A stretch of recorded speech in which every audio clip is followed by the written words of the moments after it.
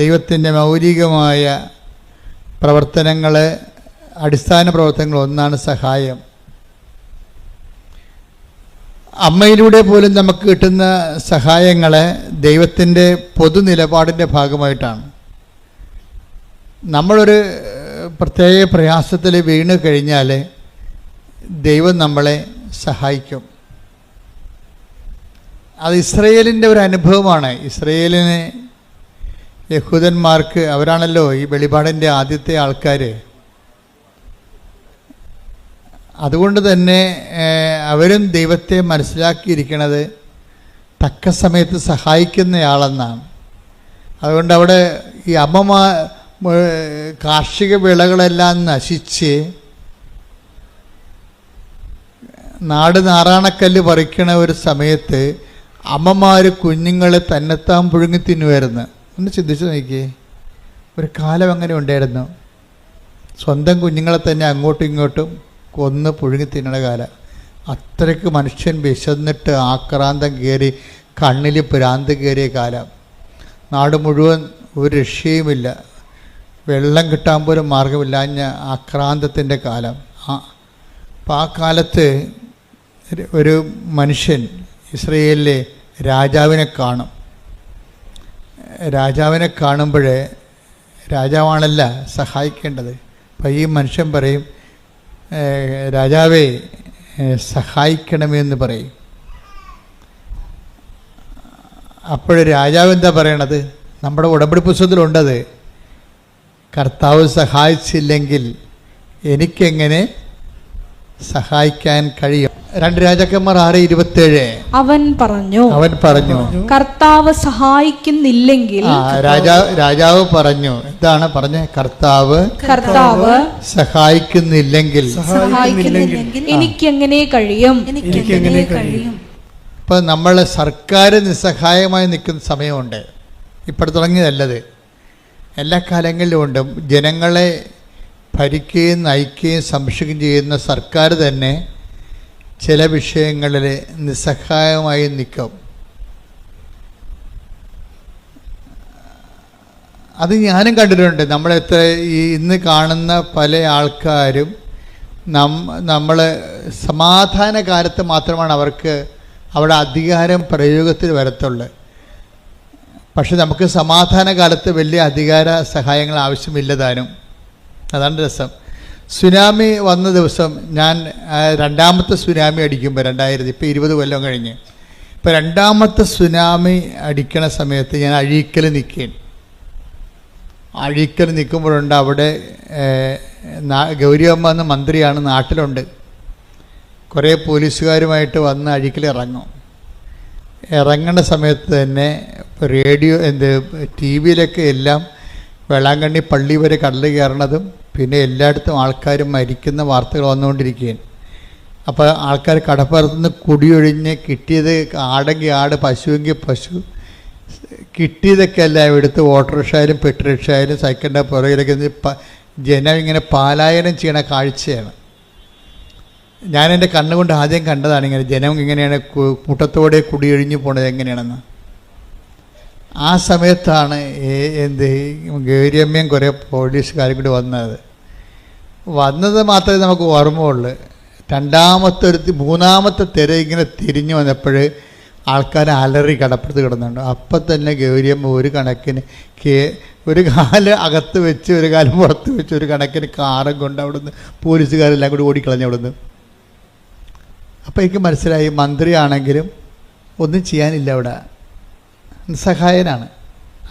ആരായാലും നിസ്സഹായനാണ്. അപ്പം എനിക്കൊരു പേടി വന്നത്, ജനമിങ്ങനെ കൂട്ടത്തോടെ പാലായനം ചെയ്യണം കണ്ടപ്പോഴേക്ക് ഭയങ്കര പ്രയാസമായി. കാര്യം ഇനി ജനം തിരിച്ചു വരത്തില്ലേ? ഇനി എന്താണ്? കടൽ കയറി വരികയാണ്, മൂന്നാമത്തെ കയറ്റം കയറി കഴിഞ്ഞാൽ നാട് മുങ്ങിപ്പോവുക. അപ്പോഴും ഞാൻ നോക്കിയപ്പോൾ എൻ്റെ മുമ്പിലുണ്ടായത് ഈ മദർ തെരേസയുടെ കുറേ കന്യാസിമാരാണ്. അവർ 3-4 പേര് മനക്കോടത്തുനിന്ന് വന്ന് അഴീക്കാൻ നിൽക്കുകയാണ് ഈ ദുരന്തം കണ്ട്.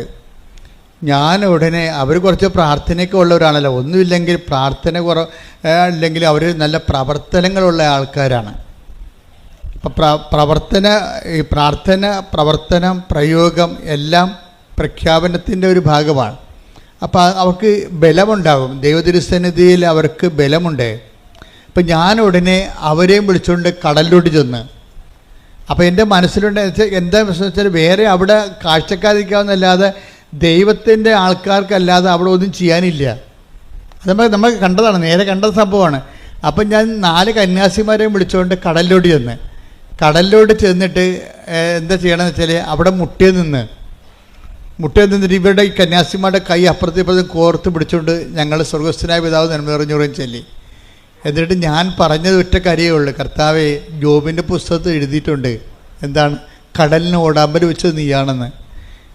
നീ ഇന്ന് ഓടാമ്പൽ വെച്ചില്ലെങ്കിൽ ഈ ജനം ഉണ്ടാകത്തില്ല. അതായത് കടലിന് ഓടാമ്പൽ വെക്കുന്നത് കർത്താവാണെന്ന് ജോബിൻ്റെ പുസ്തകത്തിലുള്ളതാണ്.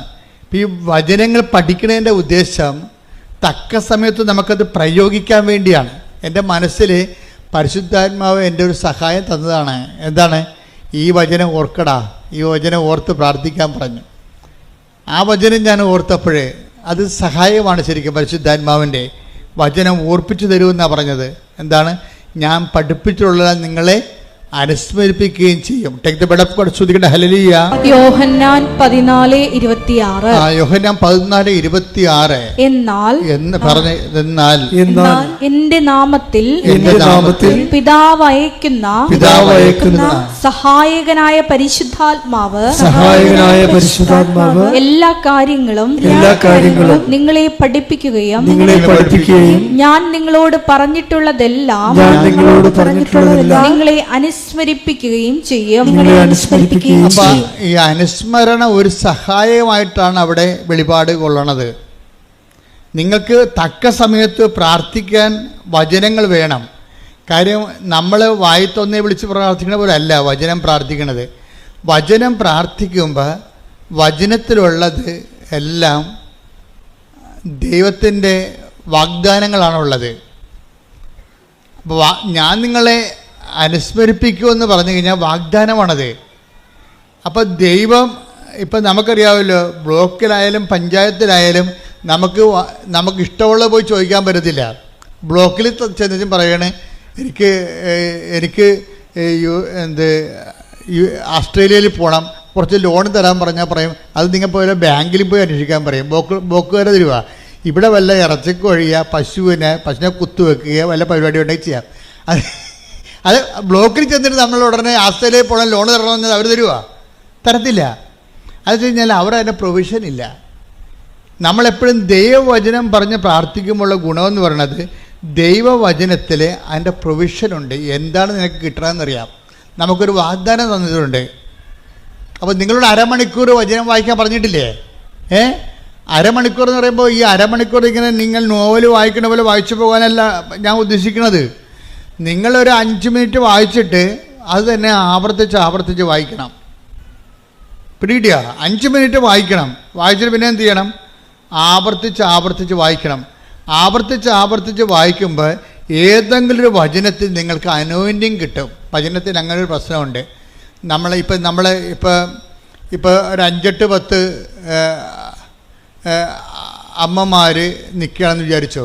അപ്പോൾ നമ്മൾ പെറ്റ നമ്മുടെ കുഞ്ഞ് ഇങ്ങനെ വരുമ്പോൾ എല്ലാ അമ്മമാരെയും നോക്കും. എന്നിട്ട് ആ കൊച്ചിൻ്റെ അമ്മയെ കാണുമ്പോഴാണ് ആ കൊച്ചിങ്ങനെ കൈ പൊക്കണത്. അപ്പോൾ ഉടനെ അമ്മ വാരിയെടുക്കും അതിനെ. അതുപോലെ ചില വചനങ്ങൾക്ക് നമ്മളെ കാണുമ്പോൾ അഭിഷേകം ഉണ്ടാവും. നമ്മൾക്കതിൻ്റെ അഭിഷേകം കിട്ടും. ഉടനെ ആ വചനം നമ്മൾ പറയും അത് കാണാതെ പഠിക്കാൻ പറയും. ആ വചനം കാണാതെ പഠിക്കാൻ പറയും. അങ്ങനെ വചനം പഠിക്കണത്. അല്ല ഞാൻ വചനപ്പെട്ടിന്ന് എടുത്തിട്ട് കുറേ വചനം കാണാതെ പഠിച്ചേക്കാം. അല്ലെങ്കിൽ ഞാൻ വചനം വായിക്കുമ്പോൾ അങ്ങോട്ട് വായിച്ച് പോയേക്കാം. അങ്ങനെ വായിച്ചാൽ നിങ്ങൾ അങ്ങനെ വായിച്ച് പോയിക്കൊള്ളൂ. എവിടെ പോകുന്നത് നമുക്ക് ആർക്ക് അവർ പിടിയും കിട്ടത്തില്ല. എങ്ങോട്ടാണ് പോകണമെന്ന് അറിയാൻ പറ്റത്തില്ല. വായിച്ച് പോകാനല്ല നോക്കേണ്ടത്. വചനം 5 മിനിറ്റ് എടുത്തിട്ട് അരമണിക്കൂർ 5 മിനിറ്റ് എടുത്തിട്ട് ആ വചനം റിപ്പീറ്റ് ചെയ്ത് വായിക്കണം. ആവർത്തിച്ച് വായിക്കണം. കാരണം ഞാൻ ദൈവവുമായിട്ട് ഇടപഴകുകയാണെന്നുള്ള ബോധം ഉണ്ടാകണം. അല്ലാതെ ഒരു പുസ്തകം വായിക്കണം തോന്നരുത്. നമുക്ക് വായിക്കാം. അപ്പോൾ അതുപോലെ ഒരു ബൈബിളും വായിക്കാം. അങ്ങനെ വായിച്ച അഭിഷേകം ഉണ്ടാകത്തില്ല. ഞാൻ എൻ്റെ ദൈവത്തിൻ്റെ ദൈവത്തോട് വാക്കുകൾ കേട്ടുകൊണ്ടിരിക്കുകയാണ്. വായിക്കുമ്പോൾ ഞാൻ കേട്ടുകൊണ്ടിരിക്കുകയാണ്. ഞാൻ ദൈവത്തെ കേൾക്കുകയാണ് എന്ന് പറയുമ്പോൾ പത്തി തോന്നണം, പത്തി ഉണ്ടാവും അല്ലേ? ഞാൻ ദൈവത്തെ കേൾക്കുകയാണ്, അല്ലെങ്കിൽ ദൈവം എന്നോട് സംസാരിക്കുകയാണ് എന്ന് നമുക്കൊരു ബോധത്തിൽ വേണം വചനം വായിക്കാൻ. 5 മിനിറ്റ് വായിച്ചിട്ട് പിന്നെ റിപ്പറ്റീഷൻ ആയിരിക്കണം അതിൻ്റെ. അങ്ങനെ റെപ്പറ്റീഷൻ ആയി കഴിഞ്ഞാൽ ഈ നമ്മൾ ആവർത്തിക്കുന്ന ഏതെങ്കിലും വചനത്തിൽ വെച്ച് നമുക്ക് ഒരു അഭിഷേകം ഉണ്ടാകും. അത് നമ്മുടെ മനസ്സിലിങ്ങനെ തങ്ങി നിൽക്കും. എന്നിട്ട് തങ്ങി നിന്നിട്ട് അതിങ്ങനെ അബീസിലേക്ക് പോകും. ചില സമയത്ത് അബീസിലേക്ക് പോയാലും അതിൻ്റെ കോഡ് അടിച്ചാൽ നമുക്കറിയാമല്ലോ, സെർവറിലേക്ക് നമ്മുടെ മാറ്റർ മൊബൈലിൽ സെർവറിലേക്ക് പോയാലും ശരി, നമ്മളതിൻ്റെ കോഡ് അടിച്ചു കഴിഞ്ഞാൽ ഉടനെ അത് തിരിച്ചു വരും ഇല്ലേ?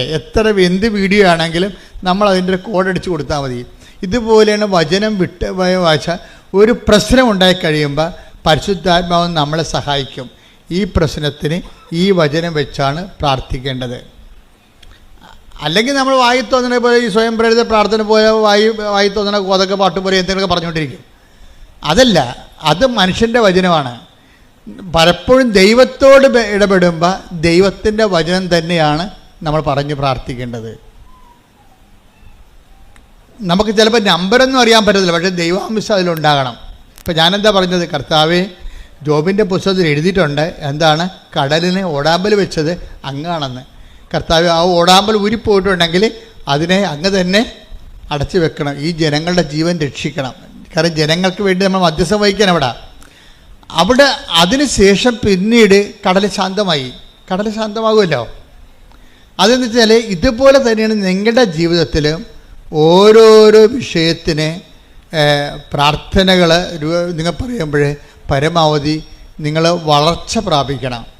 വളർച്ച പ്രാപിച്ചിട്ട് ഒന്ന് പ്രാർത്ഥിച്ച്, കർത്താവായ ദൈവമേ, ഓരോരോ വിഷയത്തിന് ആസ്പദമായ വചനങ്ങളെ അനുസ്മരിപ്പിച്ച് തരുവാൻ അഭിഷേകം നൽകണമേ.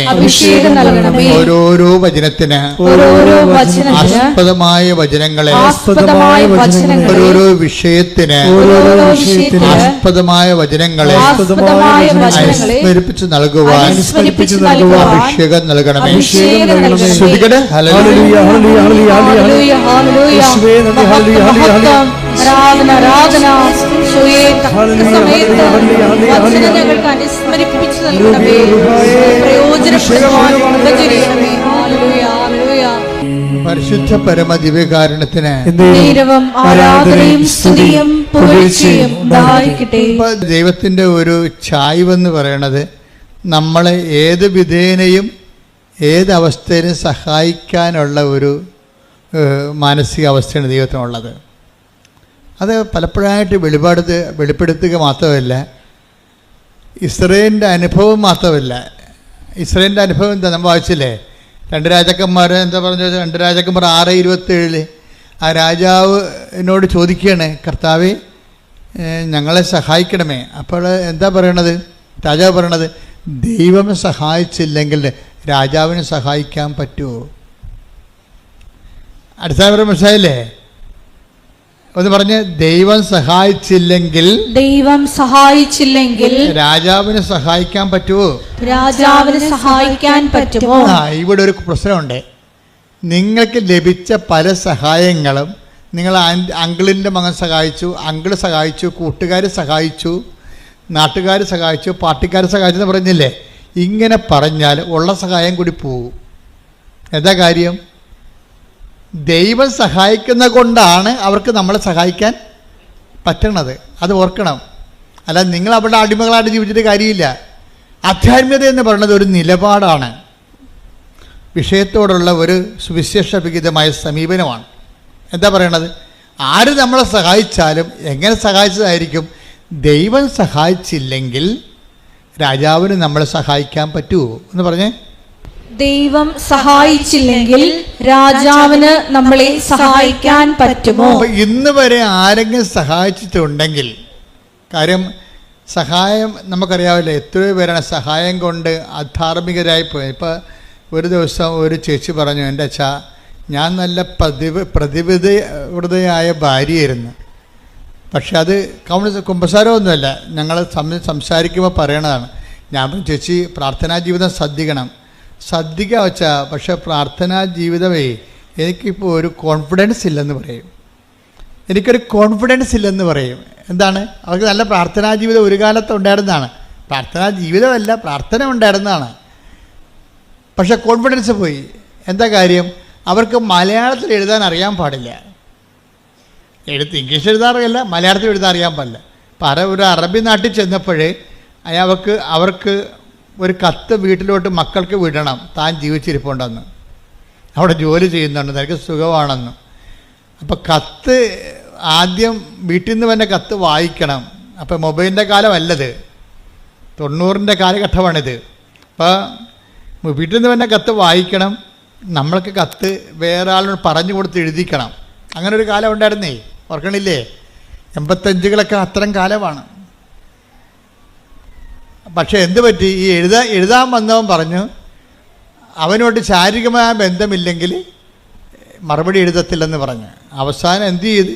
അവിടെ സഹായിക്കാൻ അവൻ മാത്രമേ ഉണ്ടായിരുന്നുള്ളൂ അവിടെ. അതുകൊണ്ട് അവർ ശാരീരികമായ ബന്ധം ഉണ്ടായി. നോക്കിയേ, അതോടുകൂടി അവിടെ കൃപ പോയി. അപ്പം സഹായിച്ചതാണ്, അവനാണ് സഹായിച്ചത്. അല്ലെങ്കിൽ ഇവർക്ക് ദാർഢ്യത്തോടെ ഇവർക്ക് പറയാമായിരുന്നു, നീ പൊടാവിടുന്നു, നീ എന്നെ സഹായിക്കുന്നുണ്ടെങ്കിൽ എൻ്റെ കർത്താവ് എന്നെ സഹായിക്കുന്നത് നീ വഴിയാണ്, നിനക്ക് സഹായിച്ചില്ലെങ്കിൽ നാളെ വേറെ ആളെ വരൂ എന്ന് പറയാനുള്ള ചങ്കൂറ്റത്തിൻ്റെ പേരാണ് ആധ്യാത്മികത. കൈയടിച്ച് ശ്രദ്ധിക്കട്ടെ. ഹല്ലേലൂയ.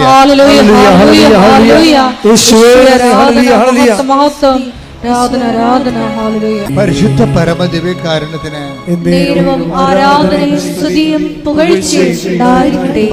ആധ്യാത്മികത എന്ന് പറയുന്നത് ഒരു കുറച്ച് പ്രാർത്ഥനകളുടെ സംഹിതയല്ല, മറിച്ച് എന്താണ്?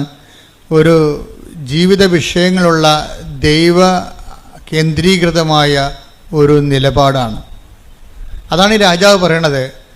നീ എന്നോട് സഹായം ചോദിക്കുന്നു, പക്ഷേ ഞാൻ രാജാവാണ്, എനിക്ക് നിന്നെ സഹായിക്കാം. പക്ഷേ കർത്താവ് നിന്നെ സഹായിച്ചില്ലെങ്കിൽ എൻ്റെ സഹായം വ്യർത്ഥമാണ്. അത് ഇസ്രയേലിന് അറിയാം. യഹൂദ ജനതയ്ക്ക് മുഴുവൻ ആൾക്കാർ, വെളിപാട് ജനതയാണ് അവരെ. അവർക്ക് ദൈവത്തിൻ്റെ വഴികളെക്കുറിച്ച് അറിയാം. അതുകൊണ്ടാണ് അവരെന്താ പറയണത്? അവർ പറയുന്നത് നമ്മുടെ സഹായം കർത്താവിൻ്റെ നാമത്തിൽ, അല്ലേ? 121 സങ്കീർത്തനം വായിച്ചേ, 121:1 വായിച്ചേ. 121 സങ്കീർത്തനം 1-2 തിരുവചനങ്ങൾ. പർവ്വതങ്ങളിലേക്ക് ഞാൻ കണ്ണുകൾ സങ്കീർത്തനമാണ്. കൈ ഉയർത്തിക്കൊണ്ട് ഇങ്ങനെ പറഞ്ഞേ, പർവ്വതങ്ങളിലേക്ക് ഞാൻ കണ്ണുകൾ ഉയർത്തുന്നു, എനിക്ക് സഹായം എവിടെ നിന്ന് വരും? എനിക്ക് സഹായം കർത്താവിൽ നിന്ന് വരുന്നു. ആകാശവും ഭൂമിയും സൃഷ്ടിച്ച കർത്താവിൽ നിന്ന്. അപ്പൊ ഇത് ഇസ്രായേൽ അനുഭവങ്ങളിൽ നിന്ന് പഠിച്ചതാണ്. അപ്പൊ നിങ്ങൾ എടുക്കണം. ഇപ്പൊ നിങ്ങൾ ഉടമ്പടി കഴിയുമ്പോൾ ഒത്തിരിയേറെ ആൾക്കാർക്ക് അനുഭവങ്ങളും അതിശയങ്ങളും അനുഗ്രഹങ്ങളും സംഭവിക്കും. പക്ഷെ അതിനെല്ലാം ഓരോ വ്യക്തികളാണ് ദൈവം ഉപയോഗിക്കണത്. പക്ഷേ നിങ്ങളെ സഹായിക്കണത് ആ വ്യക്തികളല്ല. ആരാണ് സഹായിക്കണത്? കർത്താവാണ് സഹായിക്കണത്. നിങ്ങൾ അറിഞ്ഞിട്ട് കർത്താവിനേക്കാൾ വലിയ ഭക്തി ആ വ്യക്തികൾക്ക് കൊടുക്കും. അങ്ങനെ നിങ്ങൾ പണി മേടിക്കണത്, മനസ്സിലായില്ലേ? നിങ്ങൾ ഉടമ്പടിയോട് കൂടി ഒത്തിരി പേര് നിങ്ങളെ സഹായിക്കും. ഒരു കാലത്തും ബന്ധമില്ലാത്ത, കണ്ടിട്ട് പോലും ഇല്ലാത്ത ആൾക്കാർ സഹായിക്കും. പക്ഷെ സഹായിക്കണത് എങ്ങനെയാണ്? പക്ഷെ ആ സമയത്ത് എന്താ സംഭവിക്കണത്? കർത്താവാണ് അവരെ നിങ്ങളെ സഹായിക്കണമെന്നുള്ള ബോധം നിങ്ങൾക്ക് ഉണ്ടാകണം. കാര്യം ക്രിസ്ത്യാനിറ്റിയിൽ അങ്ങനെ ദൈവങ്ങളൊന്നുമില്ല. കാണുന്നവരെല്ലാം ഭഗവാനെന്ന് പറയുന്നത് പൊതുധാരണയിൽ ഇന്ത്യൻ സംസ്കാരത്തിൻ്റെ ഭാഗമാണ്. പക്ഷെ വരുന്ന പ്രോബ്ലം എന്ന് പറയണത്, നമ്മൾ ഈ ചത്തുപോണ മനുഷ്യർ പലപ്പോഴും നമ്മളൊന്ന് സഹായിച്ചെന്നും പറഞ്ഞ് നമ്മൾ ഉടനെ എടുത്തവരെ ദൈവത്തിൻ്റെ സ്ഥാനത്ത് വെക്കും. നിങ്ങളെനിക്ക് ദൈവത്തെ പോലെയാണെന്ന് പറയും. അങ്ങനെ ഒരിക്കലും പറഞ്ഞു കഴിഞ്ഞാൽ അത് മാരകമായ പാപം, 1-ാം പ്രമാണ ലംഘനമാണ്. അതായത് നിൻ്റെ കർത്താവായ ദൈവം ഞാനാകുന്നു, ഞാനല്ലാതെ മറ്റൊരു ദൈവം നിനക്കുണ്ടാവരുത്. എന്താ കാര്യം? ദൈവത്തിൻ്റെ സ്ഥാനം അറിഞ്ഞോ അറിയാതെയോ അലപരാധികളായ മനുഷ്യർക്ക് കൊടുക്കും. അങ്ങനെ ഉണ്ടെങ്കിൽ അത് നിങ്ങൾ ആരായാൽ തന്നെയും നിങ്ങൾ ദൈവത്തോട് മാപ്പ് ചോദിക്കണം. പ്രാർത്ഥിക്കുക. കർത്താവായ ദൈവമേ, ഒരു സഹായം കിട്ടിയതിന്റെ പേരിൽ നിന്നെ മറന്ന് നിന്റെ മഹത്വം സൃഷ്ടിക്കപ്പെട്ട മനുഷ്യന് കൊടുത്തിട്ടുണ്ടെങ്കിൽ എന്റെ ജീവിതത്തിലെ ഞാൻ ആ തിന്മ ആവർത്തിക്കയില്ലെന്ന് പറഞ്ഞുകൊണ്ട് മാപ്പിനായി അപേക്ഷിക്കുന്നു.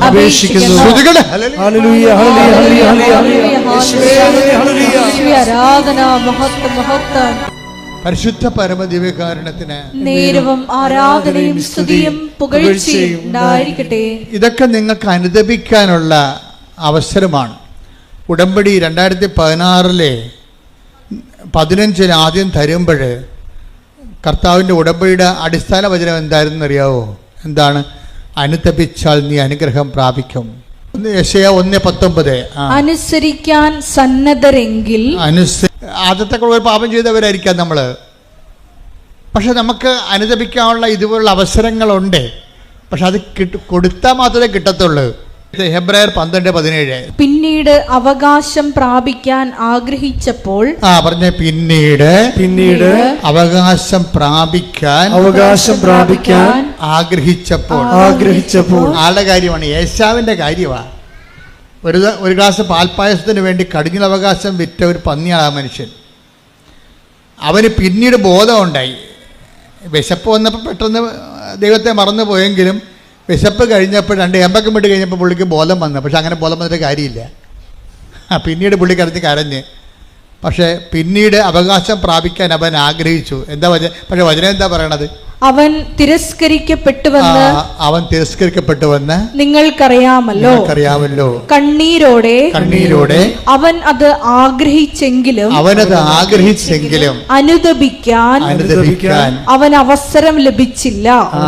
That's a point എന്ന് പറഞ്ഞ കണ്ണീരോടെ അവനത് അനുതാപം ആഗ്രഹിച്ചെങ്കിലും അവകാശം ആഗ്രഹിച്ചെങ്കിലും അനുതപിക്കുവാൻ അവന് അവസരം കിട്ടിയില്ല.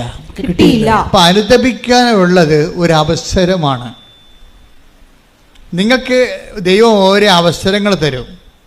എന്നിട്ട് ആൾക്കാരെന്ത് ചെയ്യും? നാളെ എന്ന് പറഞ്ഞ് മാറ്റിവെക്കും. നാളെ ശരിയാക്കാം. ഞാനിപ്പോൾ തിന്മയിൽ ജീവിക്കുകയാണ്, നാളെ ശരിയാക്കാം എന്ന് പറയും. അത് പ്രഭാഷകൻ എന്താ പറയുന്നത്?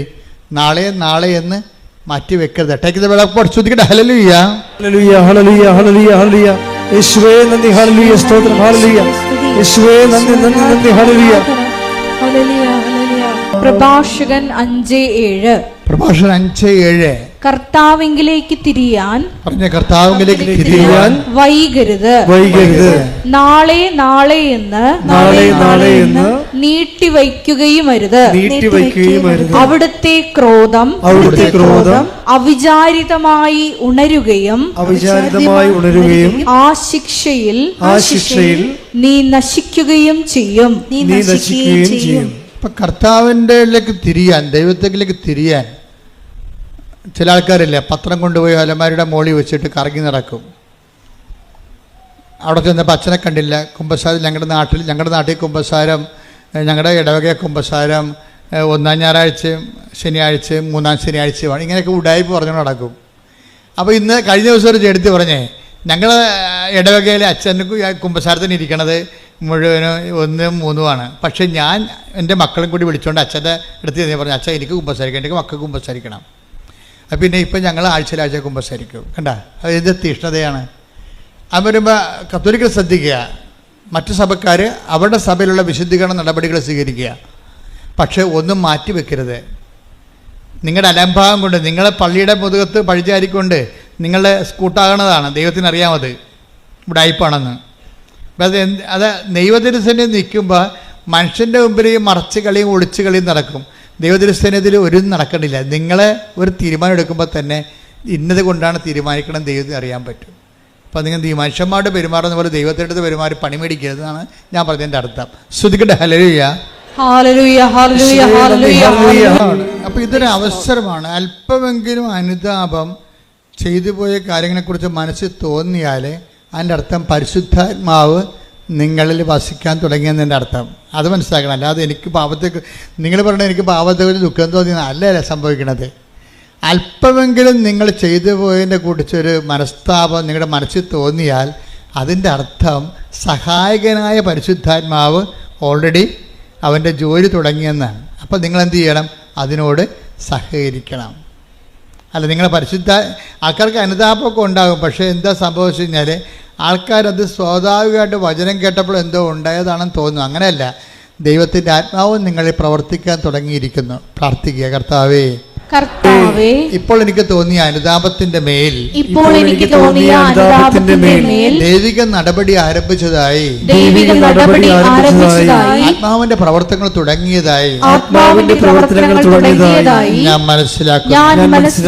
ആത്മാവിന്റെ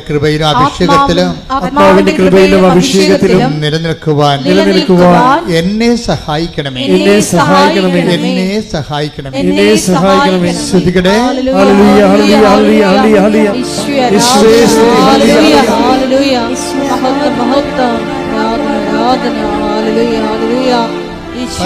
പരമദിവ്യകാരുണ്യത്തിന് എന്താ വിഷയം എന്ന് പറയണത്? അവൻ നമ്മൾ ആരിൽ നിന്നും അകലെയല്ല. അല്ലാതെ ക്രിസ്ത്യാനികളിൽ നിന്നും അല്ലെങ്കിൽ നോൺ ക്രിസ്ത്യൻസിൽ നിന്നും അകലെയല്ല എന്നല്ല പറഞ്ഞിരിക്കുന്നത്. അവൻ നമ്മളിൽ നിന്ന് ആരിൽ നിന്നും അകലെയല്ല. ഈ അനുതാപം ആർക്കെല്ലാം തോന്നിയിട്ടുണ്ടോ ഓർക്കണേ എന്താണ്? നിങ്ങൾ ഏത് മതത്തിൽപ്പെട്ടായാലും ദൈവം നിങ്ങളുടെ അടുത്തുണ്ട്. കൈയടിച്ച് ശ്രദ്ധിക്കട്ടെ. ഹല്ലേലൂയ. നടപടി പുസ്തകം 17:27. അവർ ദൈവത്തെ അന്വേഷിക്കുന്നതിനും അവർ ദൈവത്തെ അന്വേഷിക്കുന്നതിനും ഒരുപക്ഷേ അനുഭവത്തിലൂടെ അവിടുത്തെ കണ്ടെത്തുന്നതിനും വേണ്ടിയാണ്. ദൈവത്തെ കണ്ടെത്തുന്ന ഒരു വഴി എന്താണ്? അനുഭവമാണ്. മനസ്സിലായില്ലേ? നടപടി 17 എന്താ പറയുന്നത്? 17:27 എന്താ പറയുന്നത്? ദൈവത്തെ കണ്ടെത്തുന്ന ഒരു വഴി എന്താണ്? അനുഭവമാണ്. അതുകൊണ്ടാണ് ഈ അനുഭവ സാക്ഷ്യമെന്നും പറഞ്ഞ് നമ്മൾ കെട്ടിച്ചാടി നടക്കേണ്ട കാര്യം ഇതാണ്. ദൈവത്തെ മനുഷ്യൻ കണ്ടെത്തണത് ബുദ്ധിപരമായിട്ടുള്ള വ്യായാമത്തിലൂടെയല്ല, ഒരു ടാഞ്ചിബിളായിട്ടുള്ള സ്പർശ്യമായിട്ടുള്ള അനുഭവത്തിലൂടെയാണ്. ബുദ്ധിപരമായ വ്യായാമത്തിലൂടെ കണ്ടെത്തുന്നവർ ചിലപ്പോൾ 0% ആയിരിക്കും, 0.1 ഇരിക്കും. പക്ഷേ ബാക്കി 99% ആൾക്കാരും ദൈവത്തെ കണ്ടെത്തുന്നത് സ്വന്തം അനുഭവത്തിലൂടെയാണ്. ഈ അനുഭവത്തിലൂടെ എന്താണ് അനുഭവം എന്ന് പറയണത്? ബേസിക്കായിട്ടുള്ള അനുഭവം എന്ന് പറയണത് വായിച്ചോളൂ, താഴേക്ക് വായിച്ചോളൂ. എങ്കിലും അവിടുന്ന് നമ്മിൽ ആരിൽ നിന്ന് അകലെയല്ല. അതാ സംഭവം. എങ്കിലും അവിടുന്ന് പറഞ്ഞേ. എങ്കിലും അവിടുന്ന് നമ്മൾ ആരിൽ നിന്നും അകലെയല്ല. അപ്പൊ ഇതാണ് ബേസിക് ഗോഡ് എക്സ്പീരിയൻസ് എന്ന് പറയണത്. നിങ്ങൾ ഏത് മതത്തിൽപ്പെട്ട ആൾക്കാരായാലും ദൈവം നിങ്ങൾ നിന്ന് അകലെയല്ല എന്ന് ആരിൽ നിന്നും എന്നാണ് പറയണത്. അല്ലാതെ മറ്റ് ഓരോ വിഭാഗമല്ല പറയണത്. നമ്മൾ അത് ഏതൻസിലെ പ്രസംഗമാണ്. ഏതൻസിൽ ചുരുക്കം ചില യഹൂദന്മാരേ ഉള്ളൂ. പൗലോസിൻ്റെ പ്രസംഗമാണിത്. അവിടെയുള്ളതെല്ലാം ഗ്രീക്ക് വിജാതിയരാണ് ഉള്ളത്, യഹൂദന്മാരുടെ ജാതിയിൽപ്പെടാത്തവരാണ്. അപ്പോൾ കോമൺ പബ്ലിക്കിനോടാണ് പറയണത്, നമ്മൾ ആരിൽ നിന്നും ദൈവം അകലെയല്ല. ഇതെല്ലാവരും മനസ്സിലാക്കണം. നിങ്ങൾ എന്ത് വിശ്വസിച്ചാലും യഥാർത്ഥ ദൈവം നിങ്ങൾ ആരിൽ നിന്നും അകലെയല്ല. അതുകൊണ്ട് ഇപ്പോഴെന്താ സംഭവം? അകലെ അല്ല എന്ന് വെച്ചാൽ അർത്ഥം എന്താണ്? അടുത്താണെന്നതിന് അർത്ഥം. മനസ്സിലായി? അകലെയല്ലെന്ന് പറഞ്ഞതിൻ്റെ അർത്ഥം എന്താണ്? അടുത്താണ്. കലവൂര് ഈ കൃപാസനത്തിൻ്റെ അകലെ അല്ല എന്ന് വെച്ചാൽ കലവൂര് അമേരിക്കയിലല്ലെന്ന് അതിൻ്റെ അർത്ഥം. അടുത്താണെന്ന് എന്ന് വെച്ചാൽ നമ്മളൊരു ചെറിയൊരു പരിശ്രമം നടത്തിയാൽ പെട്ടെന്ന് അവിടെ എത്താൻ കഴിയും. അപ്പം ദൈവത്തിൻ്റെ അനുഭവങ്ങളെന്ന് പറയണത് യമ, നിയമ, ആസന, പ്രാണായാമ, പ്രത്യാസന, നിധിധ്യാസന, സമാധിയിലൂടെ 9 കൊല്ലം കാത്തിരിക്കേണ്ട കാര്യങ്ങളില്ലെന്നാണ് പറയണത്. വളരെ ദൈവത്തിന് വളരെ സിമ്പിളായിട്ടാണ് കൊടുക്കണത്. എന്താ കാര്യം? നമ്മൾ ആരിൽ നിന്നും അകലെയല്ല. നമ്മൾ ചെറിയൊരു പരിശ്രമം നമ്മുടെ ഭാഗത്തു നിന്നുണ്ടെങ്കിൽ ദൈവം നമ്മുടെ അടുത്തുണ്ട്, തൊടാൻ നമുക്ക് പറ്റും. ഈ പരിശ്രമമായി ചെറിയൊരു പരിശ്രമമാണ് ഉടമ്പടി ചെയ്യണത്. മനസ്സിലായി? ഇപ്പോൾ ഉടമ്പടി ചെയ്യണത് എന്താണ്? ബേസിക്കായിട്ട് നമ്മൾ ആരിൽ നിന്നും അകലെയല്ലാത്ത ദൈവത്തിനെ എന്ന് വെച്ചാൽ നമ്മുടെ അടുത്ത് തന്നെയുള്ള ദൈവത്തിനെ പെട്ടെന്ന് അനുഭവിക്കാനുള്ള ഒരു ചെറിയ സ്റ്റെപ്പാണ് നമ്മൾ ഉടമ്പടി ചെയ്യണത്. എന്താണ്? അവൻ പറയണത് പോലെ ചെയ്യുക, പ്രാർത്ഥിക്കുക. കർത്താവായ ദൈവമേ, അവൻ പറയണ പോലെ ചെയ്തുകൊണ്ട് ഞങ്ങളിൽ ആരിൽ നിന്നും അകലെയല്ലാത്ത ദൈവത്തെ, അടുത്തുള്ള ദൈവത്തെ അനുഭവിക്കുവാൻ നല്ല ഉടമ്പടി സാക്ഷികളായി മാറാൻ ഞങ്ങളെ അഭിഷേകം ചെയ്യണമേ. ശ്രുതികടേ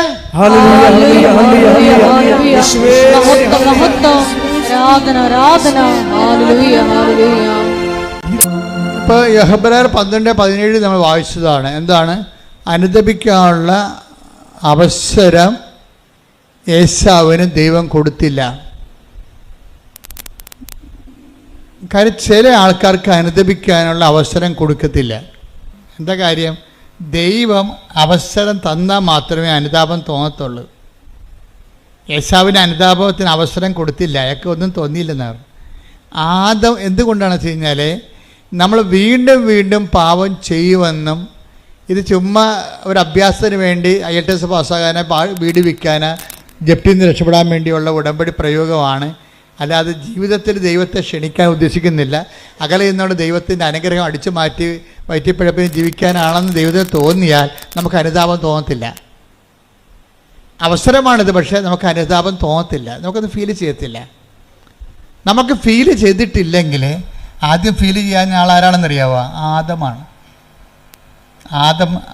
ആദമാണ് ആദ്യത്തെ മനുഷ്യൻ്റെ എന്താണ്? അതിന് ദൈവം അവനോട് ചോദിച്ചു. എന്താ ചോദിച്ചത്? പാപം കഴിഞ്ഞപ്പോൾ ദൈവത്തിൻ്റെ അനുസരണം, ദൈവത്തിൻ്റെ വചനത്തോടാണ് അനുസരണം കാട്ടിയത്. ബേസിക്കായിട്ട് എന്താണ് ആദത്തിൻ്റെ പാപം? ഉടമ്പടി വിരുദ്ധമായ പാപമാണ്. എന്താണ്? അവൻ പറയണ പോലെ ചെയ്യുന്നതാണ് ഉടമ്പടി, അവൻ പറയണ പോലെ ചെയ്യാത്തതാണ് പാപം. ക്ലിയർ അല്ലേ? പാദത്തിൻ്റെ പാപം എന്താണ്? ഉടമ്പടിയുടെ ബ്രേക്ക്മെൻറ്റാണ് വരുന്നത്. അതിൻ്റെ അകത്ത് ദൈവവും മനുഷ്യനും ഉണ്ടായ കാലം മുതലുള്ള നടപടിക്രമം ഉടമ്പടിയാണ്. ചിലപ്പോൾ ഉടമ്പടിയും ദൈവം പറയത്തില്ല, പക്ഷെ പറയണ പോലെ ചെയ്യാൻ പറയും. ആദം പറയണ പോലെ ചെയ്തില്ല, ഉടമ്പടി ബ്രേക്ക് ചെയ്തു. പക്ഷേ ആദത്തിന് എന്ത് പറ്റി? അവസരം കൊടുത്തില്ല. അവസരം കൊടുക്കാഞ്ഞ കാര്യം ആ കക്ഷിയും അവ്വായും ഒക്കെ എല്ലാം ചില മനുഷ്യർ വീണ്ടും വീണ്ടും ഇത് തന്നെ ആവർത്തിക്കുമെന്നുള്ള ദൈവം തോന്നിക്കഴിഞ്ഞാൽ അനുതാപത്തിൻ്റെ അവസരം പോകും. ഇതൊരു നിസ്സാര കാര്യമല്ല. അവസരം കൊടുത്തില്ലെന്നല്ലേ യേശാവിനെ കുറിച്ച് പറയണത്.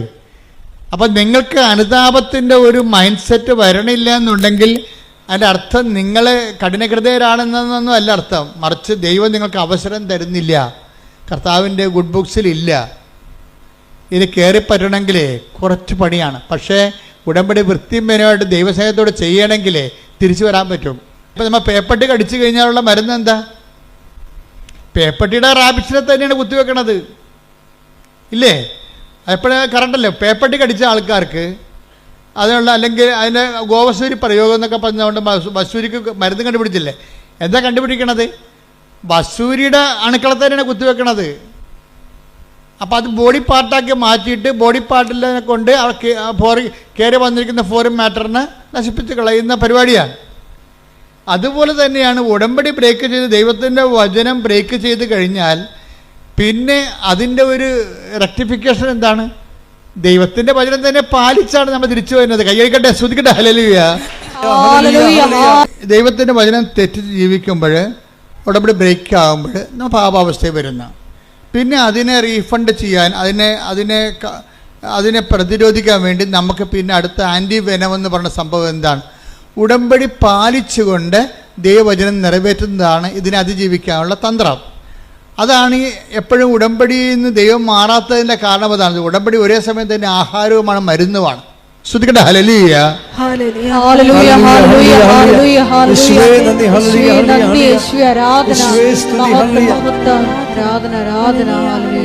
പരിശുദ്ധ പരമ ദിവ്യകാരുണ്യത്തിന് പക്ഷെ ഒരു പ്രശ്നം എന്ന് പറഞ്ഞാലേ, ചില ആൾക്കാരോട് ഉടമ്പടി എടുത്താൽ തന്നെയും ദൈവം അത് അക്സെപ്റ്റ് ചെയ്യത്തില്ല, ആക്ടിവേറ്റ് ആക്കത്തില്ല, ഇല്ലേ? ആക്ടിവേറ്റ് ആകത്തില്ല. അത് നമ്മൾ ശ്രദ്ധിക്കണം. ഉടമ്പടി ആർക്ക് വേണമെങ്കിലും എടുക്കാൻ വന്നു, ഇടിച്ചു തല്ലിയെടുക്കുകയോ നേരത്തെ പോകാൻ വേണ്ടി ബഹളം ഉണ്ടാക്കുകയോ വണ്ടിക്കാരെ വിളിക്കുമെന്ന് പറഞ്ഞുകൊണ്ട് ഇവിടുത്തെ കൗണ്ടറിനെ ഭീഷണിപ്പെടുത്തുകയോ എന്ത് വേണമെങ്കിലും ചെയ്യാം. പക്ഷേ ഉടമ്പടി നിങ്ങൾക്ക് എടുക്കാം, പക്ഷേ ആക്ടിവേഷൻ ആക്കുന്നത് വേറെ പ്രിൻസിപ്പിളാണ്. അതെപ്പോഴും നമ്മൾ ശ്രദ്ധിക്കണം. നിങ്ങൾ ഉടമ്പടിയിൽ ആദ്യമേ തന്നെ കയറി ഞാനങ്ങ് സാക്ഷ്യം പറയത്തില്ല, പിന്നെ അവിടെയൊക്കെ ഒന്ന് ആൾക്കാരെ വിളിച്ചു പോകാനാ, വല്ല പണിയൊന്നുമില്ലേ എന്ന് പറഞ്ഞുകൊണ്ടാണ് നിങ്ങൾ ഉടമ്പടി എടുക്കണമെങ്കിൽ ദൈവം അത് ആക്ടിവേറ്റ് ആക്കത്തില്ല. കാര്യം ഈ പന്നി വയറ്റിപ്പഴപ്പിന് വേണ്ടി മാത്രം കയറി വന്നിരിക്കുന്നതാണ്, ദൈവത്തിന് പണി കൊടുക്കാൻ വേണ്ടി വന്നിരിക്കുകയാണ്. ദൈവത്തിനെ മഹത്വപ്പെടുത്തുക, മറ്റുള്ളവരെ വിശ്വാസത്തിലേക്ക് വളർത്തുക, അതൊന്നും ഇവരുടെ പരിപാടിയല്ല. ഇവർക്ക് ഇവരുടെ പരിപാടി സ്വന്തം വയറ്റിപ്പഴപ്പ് മാത്രമേ ഉള്ളെന്ന് പറഞ്ഞാൽ ഈ സാധനം ആക്ടിവേറ്റ് ആക്കത്തില്ല. കാര്യം എന്താണ്? ഉടമ്പടി എടുക്കാത്തത് ഇതിന് തുല്യമായിട്ട് നിൽക്കും സാധനം. കാര്യം അവസരം എന്നാണ്. അതാണ് അവസരം. 12:17 എന്താ പറയണത്? അനുദപിക്കാൻ അവസരം നൽകിയില്ല. എന്നിട്ട് അവസരം നൽകേണ്ടത് ആരാണ്? അവസരം നമുക്ക് നൽകേണ്ടത് ആരാണ്? ദൈവമാണ്. അതാണ് പ്രശ്നം. ഈ അവസരത്തിനൊത്ത് വളർന്നില്ലെങ്കിൽ ആ ദൈവം അത് ആക്ടിവേറ്റ് ആക്കത്തില്ല. ആദത്തിൻ്റെ പരിപാടി എന്താ? ആദത്തിനോട് ചോദിച്ചു, ഈ കക്ഷി ഉടമ്പടി ബ്രേക്ക് ചെയ്തല്ല. അപ്പോൾ ദൈവം ചോദിച്ചത് എന്താണ്? നീ എവിടെയാണെന്ന് ചോദിച്ചു, അത്രയേ ഉള്ളൂ. വേറെ ഒന്നും ചോദിച്ചില്ല. ഉൽപ്പത്തി 3:9 എടുത്ത് അവിടുന്ന് പുരുഷനെ വിളിച്ച് ചോദിച്ചു. അവിടുന്ന് പുരുഷനെ വിളിച്ച് പറഞ്ഞു. അവിടുന്ന് പുരുഷനെ വിളിച്ച് ചോദിച്ചു. നീ എവിടെയാണ്? ഓക്കെ, ക്ലിയർ, തീർന്ന്. ചോദ്യം എത്രയേ ഉള്ളൂ? നീ എവിടെയാണ്? പക്ഷേ ഈ ദൈവത്തിന് അറിയാം നീ എവിടെ ആയിരിക്കേണ്ടവനാണെന്ന് പറഞ്ഞുകൊണ്ട് അത് പറഞ്ഞു കൊടുക്കേണ്ടതാണ്. പറഞ്ഞു കൊടുക്കത്തില്ല. കാര്യം എന്താണ്? അയാൾ മനസ്സാന്തപ്പെട്ടിട്ട് ദൈവത്തെ കഞ്ഞി വെക്കേണ്ട കാര്യമില്ല. കാര്യം അവൻ ചെയ്തിരിക്കുന്ന തിന്മയ്ക്ക് പകരം ദൈവം റീഫണ്ട് ചെയ്യാൻ വേണ്ടി ആൾക്കാരെ എല്ലാം നിശ്ചയിച്ചു കഴിഞ്ഞു. മാതാവ് മനസ്സിൽ മാനസപുത്രിയെ പോലെ ജനിച്ചു. ഈശോയുടെ പരിശോധനത്തെക്കുറിച്ച് ദൈവം പ്ലാനിട്ടു. അപ്പോൾ ഈ പന്നി ഇനി മാനസാന്തപ്പെട്ടിട്ട് ദൈവം ഒന്നും കാണിക്കാനില്ല. ഇവിടെ എന്താ പ്രശ്നം വെച്ചാൽ നീ എവിടെയാണെന്നാണ് ആദത്തിനോട് ചോദിക്കുന്നത്. പക്ഷേ ദൈവത്തിനറിയാം ഇവൻ എവിടെ ആയിരിക്കേണ്ടവനാണ്, എവിടെയാണ് ആകേണ്ടതെന്ന് ദൈവത്തിന് അറിയാം. ആ സ്ഥലം ഒന്ന് പറഞ്ഞു കൊടുത്താൽ മതിയായിരുന്നു, ആദം തിരിച്ചു വന്നേനം. പക്ഷേ അനുദപിക്കാൻ അവന് അവസരം കൊടുത്തില്ല. എന്താ? ആദം എവിടെ ആയിരിക്കണം? അപ്പോൾ എബ്രാഹത്തിനെ വിളിച്ചപ്പോൾ ദൈവം പറഞ്ഞു, മകനെ ഞാൻ നിൻ്റെ ദൈവമാണ്, നീ എവിടെ ആയിരിക്കണമെന്ന് ഞാൻ പറയാം. നീ എവിടെ ആയിരിക്കണം? നീ എൻ്റെ മുമ്പിലായിരിക്കണമെന്ന്. കൈയടിച്ച് കർത്താവ് ഹല്ലേലൂയ. ഉൽപ്പത്തി 17:1 അബ്രാമിന് 99 വയസ്സായപ്പോൾ കർത്താവ് പ്രത്യക്ഷപ്പെട്ട് അവനോട് അരുളി ചെയ്തു, സർവശക്തനായ ദൈവമാണ് ഞാൻ,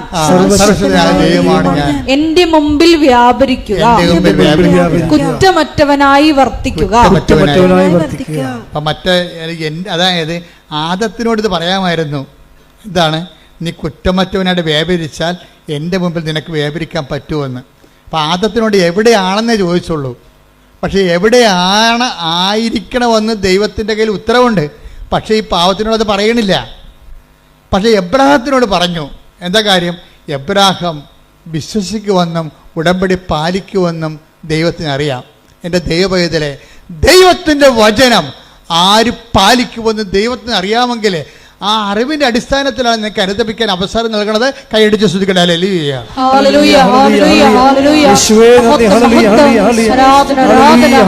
ഹെബ്രായർ 12:17 പറയുന്ന യേശാവിന് അനുദപിക്കാൻ അവസരം കൊടുത്തില്ല എന്ന് പറയുന്ന ദൈവ നിലപാട് തന്നെയാണ് ആദത്തിനോട് കാണിച്ചിരിക്കുന്നത്. എന്താണ്? അവന് അനുദപിക്കാൻ അവസരം കൊടുത്തില്ല.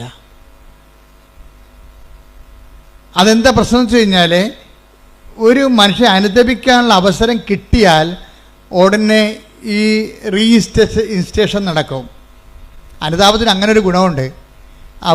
അതായത് നമ്മൾ കൃപയിൽ എവിടെയായിരുന്നു. ബൈബിള് അവസാനിക്കുമ്പോൾ ചോദിക്കേണ്ട ചോദ്യമുണ്ട്, നീ എവിടെയായിരുന്നെന്ന് ചിന്തിക്കുക, ആ സ്ഥാനത്തേക്ക് നീ തിരിച്ചു വരിക. Take the bed of God. ശ്രുതികട്ടെ. ഹല്ലേലൂയ, ഹല്ലേലൂയ, ഹല്ലേലൂയ, ഹല്ലേലൂയ. വെളിപാട് 2:4-5. വെളിപാട് 2:4 എങ്കിലും നിനക്കെതിരെ എനിക്കൊന്ന് പറയാനുണ്ട്. ആരോടാ ഈ പറയണത്? ഏത് സഭയോടാ പറയണത്? എഫേസോസിലെ സഭയ്ക്ക് എഴുതുന്നതാണ് ഈ വെളിപാട്. എങ്കിലും നിനക്കെതിരെ എനിക്കൊന്ന് പറയാനുണ്ട്. എന്ന് പറഞ്ഞു. എങ്കിലും നിനക്കെതിരെ എനിക്കൊന്ന് പറയാനുണ്ട്. നിനക്ക് ആദ്യമുണ്ടായിരുന്ന സ്നേഹം നീ കൈവിടിഞ്ഞു. അതിനാൽ നീ ഏതവസ്ഥയിൽ നിന്നാണ് അധംപതിച്ചതെന്ന് ചിന്തിക്കുക. അനുദപിച്ച് ആദ്യത്തെ പ്രവൃത്തികൾ ചെയ്യുക. അനുതാപത്തിന്റെ ഒരു പ്രശ്നം അതാണ് വെച്ചാൽ, അനുതാപം അത്ഭുതകരമായ ഫലമാണ്. നിന്റെ പഴയ കൃപയിലേക്ക് നിന്നെ തിരിച്ചു കൊണ്ടുവരും. കൈയടിച്ച് ശ്രുതിക്കട്ടെ. ഹല്ലേലൂയ, ഹല്ലേലൂയ, ഹല്ലേലൂയ, ഹല്ലേലൂയ. മഹത്വം, മഹത്വം, ആരാധന, ആരാധന, ഹല്ലേലൂയ, ഹല്ലേലൂയ, ആരാധന, ഹല്ലേലൂയ, ഹല്ലേലൂയ, ഹല്ലേലൂയ. അതായത് കൃപ പുനരുദ്ധരിക്കാനുള്ള ആദ്യ നടപടി എന്ന് പറയുന്നത് അനുതാപമാണ്. ഒരുപക്ഷെ ഞാൻ പറയും അവസാന നടപടി അത് തന്നെയാണ്. നമ്മൾ സ്നേഹമുള്ള ദൈവത്തോട് കഴിഞ്ഞ ദിവസങ്ങളിലെ ദൈവത്തിൻ്റെ സ്നേഹം പറഞ്ഞപ്പോഴാണ് ഒരു രസമുണ്ടായി. ഇപ്പം ഞാനെൻ്റെ മുറി ഇരിക്കിയിരുന്നു. അപ്പോൾ ഒരു ഈച്ച വന്നിട്ട് എൻ്റെ മുഖത്തടിക്കുന്നുണ്ട്. എൻ്റെ മുറിയിൽ അങ്ങനെ ഈച്ച കയറേണ്ട കാര്യമില്ല. പിന്നെ ആരെങ്കിലും ഇവരൊക്കെ കിച്ചൻകാർ കാപ്പിയും കൊണ്ട് കയറുമ്പോൾ അതിൻ്റെ കൂടെ കയറി പോരണം. അപ്പോൾ എനിക്കാണെങ്കിൽ ഭയങ്കര അലർജിയാണ് ഈ ഈച്ചയെ കാണുന്നത്. ഈച്ച വന്നിട്ട് എൻ്റെ നെറ്റിക്കടിച്ചുകൊണ്ടിരിക്കുകയാണ്. അപ്പോൾ ഞാനിങ്ങനെ തട്ടി കളയുന്നുണ്ട്. പിന്നെയും ഞാൻ ഇരുന്നുകൊണ്ട് എഴുതുക വരയ്ക്കുകയൊക്കെ വായിക്കുകയൊക്കെ ചെയ്യുന്നുണ്ട്. പിന്നെ ഈച്ച ചെവിയെ വന്നിരിക്കും. അപ്പോൾ ഇവിടെ കൊടുക്കും അടി. അപ്പോൾ പിന്നെ ഈച്ച ഇവിടെ വന്നിരിക്കും. ഈച്ചയുടെ അവസ്ഥ അറിയാമല്ല, ഒരു ബുദ്ധിയും പോലും ഇല്ലാത്ത സാധനം. അത് നമ്മളെ ടാർഗറ്റ് ചെയ്താൽ പിന്നെ നമ്മളേക്കൊന്നും പോകത്തില്ല. അപ്പോൾ എനിക്കാണെങ്കിൽ വിറഞ്ഞിരിക്കുകയാണ്. അപ്പം ഞാനുടനെ വിറഞ്ഞാലും ഞാൻ കർത്താവിനെ വിളിക്കും. ഞാൻ പറഞ്ഞു, കർത്താവേ ഈ സാധനം ചത്ത് വീഴണമെന്നുണ്ടെങ്കിൽ ഇപ്പം ചത്ത് വീഴണം, ഒറ്റടി വെച്ച് കൊടുക്കും. എൻ്റെ നെറ്റിക്ക് വന്നിരിക്കുമ്പോൾ ഞാൻ കർത്താവിനോട് പറയണതാണ്. ഇപ്പം കർത്താവിടെ ഇരിപ്പുണ്ടല്ല. ഇപ്പോൾ മേമ്പൊടി ഈ ആൾക്കാരിങ്ങനെ കൊച്ചു കഥ പറഞ്ഞ പോലെ പറയുകയില്ല, ഉള്ള സത്യമേ പറയത്തുള്ളൂ. അതായത് ഞാൻ എൻ്റെ നെറ്റിക്ക് വന്നിരുന്നപ്പോൾ ഞാൻ പറഞ്ഞു, കർത്താവേ ഞാൻ എന്നെ അടിക്കാൻ പോവുകയാണ്, ഇത് ചത്ത് വീഴണത് ആണ് നിൻ്റെ തിരുമനസ്സെങ്കിൽ ഇപ്പം ചത്ത് വീഴുമെന്ന് പറയും. ഞാൻ ഒറ്റ അടി വെച്ച് കൊടുത്ത് എൻ്റെ കണ്ണട 2 കഷ്ണമായിപ്പോയി. എന്തൊപ്പം അറിയാനാണ്. ഞാനും മനോജും ഡ്രൈവറും കൂടി ഉടനെ കണ്ണടയും പിടിച്ച് അത് ഉണ്ടാക്കിയ സ്ഥലത്തേക്ക് പോയി. ചേർത്തല വാങ്ങിച്ച സ്ഥലത്തേക്ക്.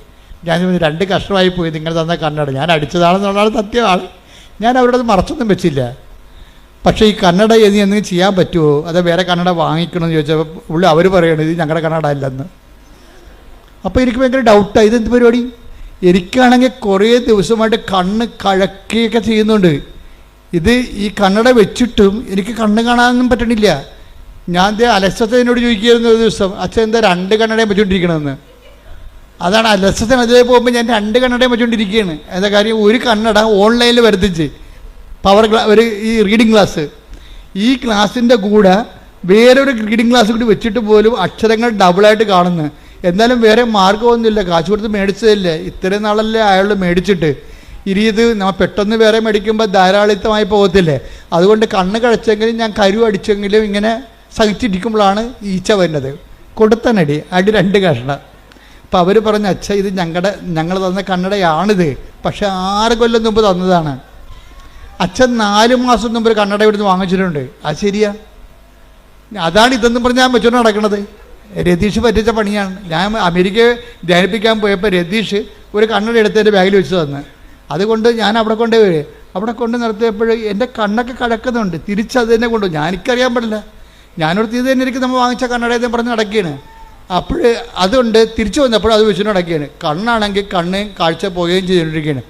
പക്ഷേ ഇത് ഇനി മുന്നോട്ട് പോകുന്നത് ശരിയല്ലെന്ന് അമ്മയ്ക്ക് മനസ്സിലായി. അതുകൊണ്ട് ഈ സാധനം അടിച്ച് പൊട്ടിച്ച്. പക്ഷേ കണ്ണട കടയിൽ ചെന്നപ്പോൾ അവർ പറയുകയാണ്, ഇത് ഞങ്ങൾ തന്ന 6 കൊല്ലം മുമ്പ് തന്ന കണ്ണടയാണ്. അച്ഛൻ്റെ കണ്ണൊന്ന് ടെസ്റ്റ് ചെയ്യണമെന്ന് കണ്ണ് ടെസ്റ്റ് ചെയ്ത് ചെയ്തപ്പോൾ പറഞ്ഞ് ഈ ടെസ്റ്റ് എല്ലാം മാറിയിരിക്കുകയാണ്. അച്ഛൻ്റെത് കണ്ണിൻ്റെ പവർ കൂടിയിട്ടുണ്ട്. ഇത് 6 കൊല്ലം മുമ്പുള്ള പവറാണിത്. അവിടെ ഒരു രജിസ്റ്റർ ഉണ്ട്. ഇപ്പോഴത്തെ വേറെയാണ്. ഇപ്പോഴത്തെ കണ്ണടയ്ക്കുള്ള ടെസ്റ്റ് അച്ഛൻ 4 മാസം മുമ്പ് നടത്തിയതിൻ്റെ കണ്ണട തന്നിട്ടുണ്ട്. അതിവിടെ ഉണ്ട് നോക്കാൻ പറഞ്ഞ്. ഇവിടെ ഒന്ന് നോക്കിയപ്പോൾ ഉണ്ട് സ്റ്റോറിൽ അത് ഇരിപ്പുണ്ട്. ആ പുതിയ കണ്ണട മേടിച്ചിട്ട് സ്റ്റോറിൽ ഇരിപ്പുണ്ട്. പഴയ കണ്ണടയെ വെച്ച് കണ്ണും കടച്ച് നടക്കുകയാണ് ഞാൻ. അതുകൊണ്ട് തന്നെ ഈച്ച അല്ലാതെ മാതാവ് ഒരു പണി ചെയ്യിക്കണത് എന്താണ്, ഞാൻ കണ്ണട മാറ്റിക്കണമെന്ന് അമ്മയ്ക്കറിയാം. കാരണം കാശ് കൊടുത്ത് മേടിച്ച സാധനം മാറ്റുകയില്ല. അത് കണ്ട് ഈ സാധനം തല്ലിപ്പൊട്ടിച്ചാൽ മാത്രമേ ആ പഴയ കണ്ണടത്ത് വെക്കത്തുള്ളൂ, കണ്ണട അന്വേഷിക്കത്തുള്ളൂ. നോക്കിയേ, ദൈവം എന്തുമാത്രമാണ് മനുഷ്യനെ സ്നേഹിക്കണത്. ഇത് നിങ്ങളുടെ എല്ലാ ജീവിതത്തിലുണ്ട്, എല്ലാ ജീവിതത്തിലുണ്ട്. ഒരു കാര്യം പോലും, നിങ്ങളുടെ നിസ്സാര കാര്യം പോലും നമുക്ക് ഈ അനുതാപം ഉണ്ടാകുന്നത് എങ്ങനെയാണ്? ദൈവസ്നേഹത്തെക്കുറിച്ച് അനുഭവിച്ച് കഴിയുമ്പോഴാണ് ഇത്ര നല്ല ദൈവത്തോട് ഞാൻ അപരാധം, ആ വാക്ക് കേട്ടില്ല എന്ന് നോക്കണം. അവിടെ ഒരു അനുതാപം. അപ്പം അനുതാപം ഓട്ടോമാറ്റിക്കായിട്ട് ഉണ്ടാകത്തില്ല. എങ്ങനെ ഉണ്ടാകും? ദൈവസ്നേഹം കൂടണം. ഒന്ന് പ്രാർത്ഥിച്ചേ, കർത്താവായ ദൈവമേ, എനിക്ക് അനുതാപം ഉണ്ടാകാൻ ആവശ്യമായ ദൈവസ്നേഹത്താൽ എന്നെ അഭിഷേകം ചെയ്യണമേ. ദൈവസ്നേഹത്താൽ എന്നെ അഭിഷേകം ചെയ്യണമേ. ശ്രുതികട ഹല്ലേലൂയ.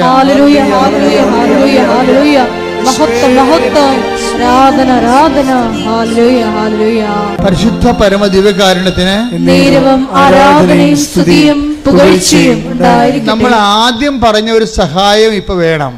എന്ന് വെച്ച് കഴിഞ്ഞാൽ നിങ്ങൾ പരിശുദ്ധാത്മാവിനോട് പറയണം, സഹായകനായ പരിശുദ്ധാത്മാവേ എന്നെ സഹായിക്കണമേ. എന്നെ കർത്താവ് സ്നേഹിച്ച അതെല്ലാം എന്നെ അനുസ്മരിപ്പിച്ച് തരണമെന്ന് പ്രാർത്ഥിക്കണം. ഒന്ന് പറഞ്ഞ സഹായകനായ പരിശുദ്ധാത്മാവേ എന്നെ സഹായിക്കണമേ. എന്നെ കർത്താവ് സ്നേഹിച്ച സാഹചര്യങ്ങളെയും സമയങ്ങളെയും എന്നെ അനുസ്മരിപ്പിച്ച് തരണമേ. അപ്പൊ അത് ഇന്ന ജാതി എന്നൊന്നുമില്ല, ആരെ വേണമെങ്കിലും ദൈവം സഹായിക്കും. നമുക്കൊരു അനുതാപം ഉണ്ടായാൽ മതി. കഴിഞ്ഞ ദിവസങ്ങളിൽ ഇന്നലെ ഒരു സാക്ഷ്യം ഉണ്ടായി. സാക്ഷ്യം പറഞ്ഞ കക്ഷിയുടെ പേര് അതായത് സ്മിത മാർട്ടിൻ. സ്മിത മാർട്ടിൻ്റെ പ്രശ്നം, അവൾക്ക് അധികം പൈസയൊന്നും ഇല്ല. IELTS എഴുതി കുറച്ച് കാശ് പോയിട്ടുണ്ട്. അപ്പോൾ ഇനി IELTS എഴുതണോ അതോ വേറെ എന്തെങ്കിലും കോഴ്സ് ചെയ്യണമെന്നാണ് സ്മിത ചോദിക്കണത്. അപ്പോൾ അത് ഓഫീസിൽ നിന്നും പറഞ്ഞ് ഞങ്ങൾക്കൊരു ചീട്ട് വേണം, അച്ഛനെ കാണണം, അച്ഛനോട് ചോദിക്കണം IELTS എഴുതണോ അതോ ഞങ്ങൾ വേറെ വല്ല കോഴ്സും ചെയ്യണം, മെസ്സേജ് എടുക്കണമെന്ന് പറഞ്ഞു. അപ്പോൾ സ്മിതയ്ക്ക് ഉടമ്പടി ഇല്ലാത്ത കൊണ്ട് ഓഫീസിൽ നിന്ന് പറഞ്ഞ് നീ ഉടമ്പടി എടുത്തിട്ടില്ലല്ലോ, നീ 18 വയസ്സ് കഴിഞ്ഞതല്ലേ, നീ ആദ്യം ഉടമ്പടി എടുത്ത് കഴിഞ്ഞതിന് ശേഷം നമുക്ക് ഈ വിഷയം സംസാരിക്കാമെന്ന് പറഞ്ഞു. അവൾ ഉടമ്പടി എടുത്ത് കഴിഞ്ഞപ്പോൾ അവൾ അമ്മയ്ക്ക് ഉടമ്പടി ഉണ്ട്. പക്ഷേ ഇത് ഇവളുടെ പ്രൈവറ്റ് കേസായത് കാരണം അവൾക്ക് വയസ്സ് 18 കഴിഞ്ഞ കാരണം ഉടമ്പടി എടുക്കാൻ ബാധ്യതയാണ്. അപ്പോൾ അവൾ ഉടമ്പടി എടുത്ത് കഴിഞ്ഞപ്പോൾ ഉടനെ വീണ്ടും പറഞ്ഞു നമുക്കിനി മെസ്സേജ് ചോദിക്കാമല്ലോ എന്ന് പറഞ്ഞ്. അപ്പോൾ അവർ പറഞ്ഞു നിങ്ങളുടെ കയ്യിൽ ഹോൾ ടിക്കറ്റ് ഇല്ലല്ലോ, ഹോൾ ടിക്കറ്റ് ഉണ്ടെങ്കിലല്ലേ അച്ഛൻ്റെ അടുത്ത് വരാൻ പറ്റത്തുള്ളൂ, രേഖ വേണ്ടേ. അപ്പോൾ ഹോൾ ടിക്കറ്റ് വരുമ്പോൾ വരാം. അപ്പോൾ എന്തിൻ്റെ ഹോൾ ടിക്കറ്റാണ് അറിയത്തില്ല, എങ്ങനെ അറിയും? അപ്പോൾ പറഞ്ഞ് അമ്മയും മകളും കൊണ്ട് ഇരുന്നിട്ട് ഡിസ്കസ് ചെയ്യേ. അമ്മയും മകളും കൊണ്ട് ഡിസ്കസ്സാണ്, എങ്ങനെയാണ് നമ്മൾ IELTS എടുക്കണം. അപ്പോൾ അവൾ പറഞ്ഞ് അമ്മ പറയണം ഞാൻ എടുത്തോളാം, കാര്യം കാശ് കുറേ ചിലവാകും, 10-35,000 രൂപ ചിലവാകും.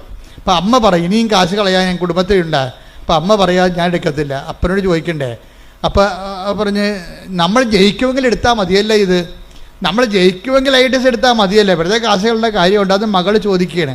അപ്പോൾ അമ്മ പറയും എടി നമ്മൾക്ക് കുറച്ച് കഴിയുമ്പോൾ അമ്മ നമ്മളോട് പറയും എന്തെടുക്കണമെന്ന്, നീ നോക്കിക്കോ എന്ന് പറയും, നീ നോക്കിക്കോ. അപ്പം അമ്മയ്ക്ക് ദർശനവരം കിട്ടി ഉടനെ. അതാ പറയണത്, ഈ ദർശനവരം എന്നൊക്കെ പറയണത് നിങ്ങൾ ഓർക്കണം, ദൈവത്തെ ആത്മാർത്ഥവും അനുതാപത്തെ അന്വേഷിക്കുന്ന എല്ലാവരെയും ദൈവം സഹായിക്കും. നമ്മുടെ വിഷയം സഹായമല്ലേ. അപ്പം തന്നെ പരിശുദ്ധാത്മാവ് അമ്മയെ സഹായിച്ചു, അമ്മയ്ക്കൊരു ബോധ്യം കിട്ടി. അമ്മ ഉടനെ പറഞ്ഞു നീ നോക്കിക്കോ, കുറച്ച് കഴിയുമ്പോൾ നോക്കിക്കോ, നീ എടുക്കേണ്ട വിഷയം പരിശുദ്ധ അമ്മ കൃപാസന മാതാവ് തന്നെ പരിശുദ്ധാത്മാവിന് നമ്മളോട് സംസാരിക്കുമെന്ന് പറഞ്ഞു. അപ്പോൾ ഉടനെ ഇവള് പറഞ്ഞ് എനിക്ക് മനസ്സിലായി, എന്നോടും അമ്മ പറഞ്ഞായിരുന്നെന്ന് പറഞ്ഞു. അപ്പം നീ പറഞ്ഞു നിന്നോടെന്താ അമ്മ പറഞ്ഞത്? അല്ല അമ്മയോട് എന്താ പറഞ്ഞത്? അപ്പോൾ എന്നോട് പറഞ്ഞത് ഇപ്പം നീ ഉടമ്പടി എടുത്ത് താഴെ വന്നിട്ട് മാതാവിന് അവിടെ പോകുകയല്ലേ, പ്രദക്ഷിണത്തിന് പോകുകയല്ലേ, അപ്പം മാതാവിന് നിൻ്റെ കൈ കിട്ടിയാൽ അതിൻ്റെ അർത്ഥം നീ IELTS എടുക്കണമെന്നാണ്. അതാണ് അമ്മക്ക് കിട്ടിയ വെളിപാട്. ഉടനെ ഇവൾ പറയും എനിക്കും കിട്ടിയത് അതാണ് അമ്മ എന്ന് പറയും മാതാവിന്. പക്ഷെ മാതാവിനെ കിട്ടാൻ പാടാണ്. 25 പേരുണ്ട് ആ ഗ്രൂപ്പിൽ. 25 പേരിലെ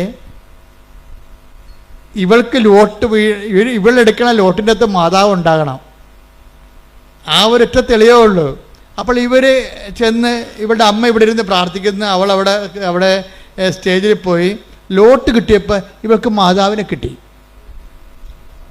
അപ്പോഴേ എന്ന് വെച്ച് കഴിഞ്ഞാൽ അത് മാതാവിനെ പിടിച്ചുകൊണ്ട് മുത്തുക്കോടിയുടെ താഴെക്കൂടി വരണമ്പോൾ അമ്മ ഇങ്ങനെ ഇവിടെ ഇരുന്ന് വെച്ചാൽ അങ്ങോട്ട് തിരിഞ്ഞു നോക്കിയപ്പോൾ മകളുടെ കൈ മാതാവ് ഇരിക്കണം. എൻ്റെ അമ്മയെന്നും പറഞ്ഞ് ഇവർ പെശര് പോലെ ഓടിച്ചെന്ന് മാതാവിനെ കെട്ടിപ്പിടിച്ചു ഉമ്മ വെച്ച്. അമ്മേ ഞങ്ങളെ വിട്ടുപോയിട്ടില്ലല്ലേ? അപ്പം പറഞ്ഞു ഇനി എത്ര 1000 രൂപ പോയാലും കുഴപ്പമില്ല, നമ്മളായിട്ട് പാസ്സാകുന്നു. അതാ വിഷയം. അത് തീരുമാനം കണ്ട ഇത് അന്തർദർശനമെന്ന് പറയും. അന്നാളുകളിൽ നിങ്ങളുടെ യുവാക്കന്മാർ ദർശനങ്ങൾ കാണുമെന്ന് പറഞ്ഞില്ലേ? പിതാക്കന്മാർക്ക് സ്വപ്നങ്ങൾ ഉണ്ടാകുമെന്ന്. അതാണ് പരിശുദ്ധാത്മാവിന്റെ പ്രവർത്തനമാണത്. ഒന്ന് എടുത്ത് take the bed of God ശ്രദ്ധിക്കട്ടെ. ഹല്ലേലൂയ. ജോയൽ 2:28. ജോയൽ 2:28. അന്ന് ഇങ്ങനെ സംഭവിക്കും. അന്ന് ഇങ്ങനെ സംഭവിക്കും. എല്ലാവരുടെയും മേൽ എന്റെ ആത്മാവിനെ ഞാൻ വർഷിക്കും. നിങ്ങളുടെ പുത്രന്മാരും പുത്രിമാരും പ്രവചിക്കും. നിങ്ങളുടെ വൃദ്ധന്മാർ സ്വപ്നങ്ങൾ കാണും. യുവാക്കൾക്ക് ദർശനങ്ങൾ ഉണ്ടാകും. അപ്പൊ ഇതെന്ന് പറയുന്നത് സഹായമാണ്. നമ്മുടെ സബ്ജക്റ്റ് സഹായമല്ലേ? അപ്പൊ ഒരു കൺഫ്യൂഷൻ വന്നപ്പോൾ ദൈവം നമ്മളെ സഹായിക്കുകയാണ്. അപ്പൊ സഹായിക്കണം. ഉടമ്പടിയിലാണെങ്കിലുണ്ടല്ലോ സഹായം പെട്ടെന്നാണ് കിട്ടണത്. എന്താ കാര്യം? അപ്പൊ അമ്മയ്ക്കും മകൾക്കും ഒരേ സമയം തന്നെ ദർശനം കൊടുത്തു. ഞാനാണ് നിങ്ങളുടെ കയ്യിൽ വരണമെന്നുണ്ടെങ്കിൽ ഈ കാര്യത്തിൽ നിങ്ങളുടെ തീരുമാനം കറക്റ്റായിരിക്കുമെന്ന്. പക്ഷേ ഇവൾ തോറ്റുപോകും IELTS എഴുതി. അപ്പോൾ ഇവർക്ക് അപ്പനെയും മകൾക്കും അമ്മയ്ക്കും എല്ലാം സങ്കടം. പക്ഷേ അപ്പം പറയും നോ, അമ്മ പറഞ്ഞിട്ടല്ലേ നമ്മൾ IELTS എടുത്തത്. അപ്പോൾ നിങ്ങളിങ്ങനെ വിശ്വാസിച്ച് നിൽക്കണ കാണുമ്പോൾ ഒരാൾ വന്ന് ചോദിക്കും എന്താ സങ്കടം ഇങ്ങനെ IELTS തോറ്റു എന്ന് പറയാം. തോറ്റു എന്ന് പറയുമ്പോൾ അത് റീവാലുവേഷൻ കൊടുത്താൽ പോരെ. അപ്പോൾ റീവാലുവേഷൻ കൊടുക്കുക. അതിവർക്ക് അറിയത്തില്ല. എല്ലാവർക്കും അറിയാം, പക്ഷേ ഇവർക്ക് അറിയത്തില്ല റീവാലുവേഷൻ കൊടുക്കണമെന്ന്. റീവാലുവേഷൻ കൊടുക്കണമെങ്കിൽ പിന്നെ അത്രയും കാശ് തന്നെ അടക്കണം. അത്രയും അടക്ക് വീണ്ടും നമ്മൾ ഈ പേപ്പർ അല്ലെങ്കിൽ സൈറ്റ് നോക്കാൻ കൊടുക്കണം. അപ്പോൾ അത്രയും പൈസ അടച്ചിട്ട് അപ്പം പറയും കുഴപ്പമില്ല, മാതാവാണല്ലേ നമ്മളോട് IELTS എടുക്കാൻ പറഞ്ഞത്, അതുകൊണ്ട് റീവാലുവേഷൻ കൊടുക്കുമ്പോൾ ഇപ്പം നീ എഴുതിയപ്പോൾ തോക്കുമെന്ന് ഉറപ്പല്ലേ? എഴുതിയപ്പോൾ തോറ്റു. ഇനി നീ റീവാലുവേഷൻ ജയിക്കുകയാണെങ്കിൽ അതിൻ്റെ അർത്ഥം എന്താണ്? Not by merit but by grace. അതിൻ്റെ കഴിവല്ല, അമ്മയുടെ കൃപയാണെന്ന്. അതുപോലെ റീവാലുവേഷൻ കൊടുത്തു കഴിഞ്ഞപ്പോഴുണ്ട് അവൾ ജയിച്ച്. അപ്പോൾ ഇതൊരു സ്റ്റോറിയാണ് ശരിക്കും പറഞ്ഞാൽ. അതായത് ഉടമ്പടി എന്ന് ഓരോ ഉടമ്പടിയും ഓരോ ദൈവാനുഭവത്തിൻ്റെ സുവിശേഷമാണ് എല്ലാം. പക്ഷേ ഇത് ഫോളോ ചെയ്യുമ്പോൾ നമ്മളെപ്പോഴും ശ്രദ്ധിക്കേണ്ടത് ഒരു ഇൻറ്റേരിയം പീരീഡിന് വേണ്ടിയുള്ള ഒരു അഡ്ജസ്റ്റ്മെൻ്റായിട്ട് ദൈവവുമായിട്ട് നിങ്ങൾ നീങ്ങിയാൽ ഇതുപോലുള്ള വലിയ കാര്യങ്ങൾ ദൈവമായിട്ട് നിങ്ങളവിടെ ചെയ്യത്തില്ല. ഇതിപ്പോൾ ദർശനങ്ങളിലേക്ക് പോയില്ല, അവർ പ്രവചനങ്ങളിലേക്കും ദർശനങ്ങളിലേക്കും പോകണില്ല. എന്തായാലും വലിയ കാര്യങ്ങളാണ്. ഇതിന് വലിയ കാര്യങ്ങളെന്നാണ് പറയണത്. ഞാൻ എൻ്റെ പിതാവിനോട് ചോദിക്കുകയും ഇതിനൊക്കെ വലിയ കാര്യങ്ങൾ നിങ്ങൾ കാണുകയും ചെയ്യും. Take the bed of God ശ്രദ്ധിക്കട്ടെ. Hallelujah, hallelujah, hallelujah, hallelujah, hallelujah, hallelujah, യേശുവേ നന്ദി, ഹല്ലേലൂയ, ഹല്ലേലൂയ, ഹല്ലേലൂയ, ഹല്ലേലൂയ, ഹല്ലേലൂയ. യോഹന്നാൻ 1:50. യോഹന്നാൻ 1:50. യേശു പറഞ്ഞു അത്തിമരത്തിന്റെ ചുവട്ടിൽ നിന്നെ കണ്ടു എന്ന് ഞാൻ പറഞ്ഞതുകൊണ്ട് നീ എന്നിൽ വിശ്വസിക്കുന്നു. അല്ലേ? എന്നാൽ ഇതിനേക്കാൾ വലിയ കാര്യങ്ങൾ നീ കാണും. Praise the Lord. അതായത് സ്വർഗീയമായ കാര്യങ്ങളെക്കുറിച്ചാണ് പിന്നീട് സംസാരിക്കുന്നത്. ഇപ്പം സ്വർഗീയമായ മേഖലകളിലെ അതുപോലെ തന്നെ പ്രവചനങ്ങൾ, ദർശനങ്ങൾ, സ്വപ്നങ്ങൾ ഒക്കെ തുടങ്ങിക്കഴിഞ്ഞാൽ നീ ഉടമ്പടിയുടെ രണ്ടാം ഘട്ടത്തിലേക്ക് പ്രവേശിക്കുന്നതിൻ്റെ അർത്ഥം ഇപ്പോൾ ഒരു മകള് ഇന്നലെ ഒരു സാക്ഷ്യം പറഞ്ഞത് അവളുടെ കോളേജിൻ്റെ അമ്മ ഉടമ്പടി എടുത്തപ്പോൾ തന്നെ കോളേജിൻ്റെ വാതിക്കൽ മഴവില്ല് തെളിഞ്ഞു നിൽക്കുന്നു. അവൾ ഉടനെ മൊബൈൽ എടുത്തിട്ട് അമ്മയ്ക്ക് അയച്ചു കൊടുത്തു, അമ്മേ ഉടമ്പടി എടുത്തല്ലേ, അമ്മ മഴവില്ലുമായി എൻ്റെ മുമ്പിൽ നിൽക്കണമെന്ന്. അതായത് അടയാളം കണ്ടുകൊണ്ടേയിരിക്കും, വലിയ കാര്യങ്ങൾ ഇങ്ങനെ കണ്ടുകൊണ്ടേയിരിക്കും. അതുകൊണ്ട് ഇപ്പോൾ ബൈബിൾ എപ്പോഴും പറയണത് കാണുന്ന കാര്യങ്ങൾ വളരെ സീരിയസ് ആണ്, അവന് കേൾക്കുന്ന കാര്യങ്ങളും. ഉടമ്പടിക്ക് രണ്ടുമുണ്ട്. ഉടമ്പടിക്ക് 3 കാര്യങ്ങളുണ്ട്. കാണുന്ന കാര്യങ്ങളുണ്ട്, കേൾക്കുന്ന കാര്യങ്ങളുണ്ട്, പിന്നെ എന്താണ്, ചെയ്യുന്ന കാര്യങ്ങളുണ്ട്. ദൈവമായിട്ട് ഇടപെടുന്നതെല്ലാം ഈ ഒരു 3 ഘട്ടങ്ങളെയും അഡ്രസ്സ് ചെയ്യേണ്ടി വരും. കാണുന്ന കാര്യങ്ങൾ, കേൾക്കുന്ന കാര്യങ്ങൾ, ചെയ്യുന്ന കാര്യങ്ങൾ. എന്താ കാര്യം വെച്ച് കഴിഞ്ഞാൽ സാക്ഷ്യത്തിൻ്റെ അകത്തെല്ലാം ഇതെല്ലാം സാക്ഷ്യത്തിലേക്ക് നമ്മൾ നയിക്കണമെങ്കിൽ ഈ 3 കാര്യങ്ങളും ഒരുമിച്ച് കൺകർ ചെയ്യേണ്ടി വരും. അപ്പോൾ നിങ്ങൾ എന്ന് വെച്ചാൽ പ്രാർത്ഥന മാത്രം കൊണ്ടിരുന്ന സാക്ഷ്യം ഉണ്ടാകത്തതെന്നായി പറയണതിൻ്റെ അർത്ഥം പിടിയാ. നിങ്ങൾക്ക് പലർക്കും അബദ്ധം പറ്റണത് ചുമ്മാ ഇത് പ്രാർത്ഥനയാക്കി മാത്രം കളയും. പ്രാർത്ഥനയല്ല, പിന്നെ എന്താണ്, അതിൻ്റെ അകത്ത് പ്രവർത്തനങ്ങളുണ്ട്, പ്രഖ്യാപനങ്ങളുണ്ട്. ശ്രുതിയുടെ മക്കളെ യേശുവേ സ്തോത്രം. ഹല്ലേലൂയ. 2 രാജാക്കന്മാർ 2:21 എടുത്ത്. 2 രാജാക്കന്മാർ 2:21. 2 രാജാക്കന്മാർ 2:21. അവൻ ഉറവയ്ക്കടുത്തു ചെന്ന്, അതായത് ഇസ്രായേൽ ജനം വഴിമധ്യേ ഒരു ഉറവയിലെത്തിയപ്പോൾ അത് കുടിച്ചവർക്ക് ഭയങ്കര കയ്പ് തോന്നി. അതാണ് വിഷയം. വായിച്ചോളൂ. ഉപ്പ് അതിലിട്ടുകൊണ്ട് പറഞ്ഞു, കർത്താവ് അരുൾ ചെയ്യുന്നു, ഞാൻ ഈ വെള്ളം ശുദ്ധീകരിച്ചിരിക്കുന്നു. ഇനി ഇത് മരണത്തിനോ ഫലശൂന്യതയ്ക്കോ കാരണമാവുകയില്ല. അതായത് ഉപ്പിട്ട് കഴിയുമ്പോൾ എന്ത് പറയും, ഉപ്പിടണത് എന്താണ്, പ്രയോഗമാണ്. ആ പ്രയോഗത്തിൽ തന്നെ പ്രഖ്യാപനം ഇരിപ്പുണ്ട്. എന്താണ്, ഒന്നുകൂടി വായിച്ചേ. അവൻ ഉറവയ്ക്ക് അടുത്ത് ചെന്ന്, വിഷം പിടിച്ച ഉറവയ്ക്ക് അടുത്ത് ചെന്നിട്ട്, വിഷമുള്ള ഉറവയ്ക്ക് അടുത്ത് ചെന്നിട്ട് അവൻ എന്ത് ചെയ്തു, ഉപ്പ് അതിലിട്ടുകൊണ്ട് പറഞ്ഞു, കർത്താവിന്റെ നാമത്തിൽ ഉപ്പിട്ടുകൊണ്ട് പറഞ്ഞു. എന്താണ്, കർത്താവ് അരുൾ ചെയ്യുന്നു, ഞാൻ ഈ വെള്ളം ശുദ്ധീകരിച്ചിരിക്കുന്നു. ഇനി ഇത് മരണത്തിനോ ഫലശൂന്യതയ്ക്കോ കാരണമാവുകയില്ല. അതായത് കർത്താവ് അരുളി ചെയ്യുന്നു, ഇതിന് മരണത്തിന് കാരണമാവുകയില്ല, ഫലശൂന്യതയ്ക്ക് കാരണമാവുകയില്ല എന്ന് പറഞ്ഞാൽ എന്താണ്, ഉപ്പ് ഇടണത് പ്രയോഗവും മരണത്തിന് കാരണമാവുകയില്ല എന്ന് പറയുന്നത് പ്രഖ്യാപനവുമാണ്, ദൈവത്തിലുള്ള പ്രഖ്യാപനവുമാണ്. ഇതുകൊണ്ടാണ് ചില ആൾക്കാർ പണ്ട് പല കാര്യങ്ങൾ ചെയ്യുമായിരുന്നു. പിന്നെ ആൾക്കാരത് ഓവറായിട്ട് ചെയ്യാൻ തുടങ്ങിയപ്പോഴാണ് ഞങ്ങൾ ഈ പത്രത്തിൻ്റെ കാര്യങ്ങളൊക്കെ ഒന്ന് സബ്സിഡാക്കി കളഞ്ഞത്. പക്ഷേ എന്നാലും ഉപ്പ് ഇപ്പോഴും ഇടുന്നുണ്ട് ആൾക്കാർ. മാവ് പൂത്തില്ലെന്ന് പറഞ്ഞു കഴിഞ്ഞാൽ ഉടനെ കൊണ്ടുപോയി അവർ ഉപ്പിട്ട് വിശ്വാസപ്രമാണം ചെല്ലും. ഇവിടെ ഞങ്ങളെ സംബന്ധിച്ചിടത്തോളം ഇവിടെ ഞങ്ങളെ തിരക്കാനോ പറയാനോ അന്വേഷിക്കാനോ ഞങ്ങളെ റെക്കമെൻഡ് ചെയ്യാനോ ആരുമില്ല എന്ന് പറഞ്ഞാൽ പരീക്ഷ ഹോളിലും ആൾക്കാർ കൊണ്ടുപോയി ഉപ്പ് പ്രയോഗിക്കും. എന്താ കാര്യം, കർത്താവ് അരുളി ചെയ്യുന്നു, എനിക്കിത് തോൽവിക്ക് കാരണമാകുകയില്ല, പ്രഖ്യാപനമാണത്. മനസ്സിലായില്ലേ? അപ്പം ഇങ്ങനെ ദൈവമായി, പക്ഷെ അങ്ങനെ എപ്പോഴും നമ്മൾ ശ്രദ്ധിക്കേണ്ടത്, ദൈവമായിട്ട് നമ്മൾ അമീക്കബിൾ റിലേഷനിലേക്ക് വന്നു നമ്മൾ ദൈവമായിട്ട് ഒരു സംശയമില്ലാത്ത ഒരു ബന്ധം, സംശയമില്ലാത്ത എപ്പോഴും വരണത് ഉടമ്പടിക്ക് വേണ്ട വിശ്വാസം, സംശയമില്ലാത്ത വിശ്വാസം വരണം. പ്രീഡിയ, നിങ്ങൾക്ക് ഉടമ്പടിയിൽ ഈ പ്രഖ്യാപനം ഫലിക്കാത്തതിൻ്റെ കാരണം സംശയത്തിൻ്റെ കണ്ടൻ്റ് ഉള്ളത് കൊണ്ടാണ്. നിങ്ങൾ ഉപ്പൊക്കെ ഇടുകയെ, പക്ഷേ ചിലത് ഫലിക്കത്തില്ല. കാര്യം വെച്ച് കഴിഞ്ഞാൽ അതിൻ്റെ അകത്ത് സംശയത്തിൻ്റെ കണ്ടൻ്റ് ഉള്ളത് കൊണ്ടാണ്. അപ്പം അത് നിങ്ങൾ എപ്പോഴും ചെയ്യേണ്ട കാര്യം വെച്ചാൽ ഈ സംശയം നീക്കാൻ വേണ്ടി പ്രത്യേകം ആന്തരിക അഭിഷേകം, അനോയിൻറ്റഡ് ഫെയ്ത്ത് എന്ന് പറഞ്ഞൊരു ഫെയ്ത്തുണ്ട്. ബൈബിളിൽ വലിയ വിശ്വാസം എന്നൊക്കെ പറയും, പക്ഷേ അനോയിൻറ്റഡ് ഫെയ്ത്താണ്. എന്നുവെച്ചാൽ അതിൻ്റെ അകത്ത് 10% ഫെയ്ത്ത് ആയിരിക്കും, കണ്ടൻറ്റ് വൈസ് 100% ഫെയ്ത്ത് വിശ്വാസം തന്നെയായിരിക്കും. അതിൻ്റെ അകത്ത് സംശയം ഉണ്ടാകത്തില്ല. 10 ദിവസത്തിന് കുറച്ച് വിശ്വാസം ഉണ്ടെങ്കിലും പക്ഷെ പെട്ടെന്ന് കാലം നനഞ്ഞപ്പോൾ കാറ്റ് പിടിച്ചപ്പോൾ പുള്ളി താഴെ പോയില്ല, ടക്കോന്നും താഴെ പോയി. അപ്പോൾ കർത്താവ് എന്താ ചോദിക്കണത്, അല്പവിശ്വാസി. അതാണ് ചോദിക്കണത്. എന്താണ് കാര്യം, സംശയിച്ചത്. Take the word of God, അല്പവിശ്വാസി. മത്തായി 14:31. ഉടനെ യേശു കൈനീട്ടി അവനെ പിടിച്ചുകൊണ്ട് പറഞ്ഞു, അല്പവിശ്വാസി, നീ സംശയിച്ചതെന്ത്? അല്പവിശ്വാസി, നീ സംശയിച്ചതെന്ത്?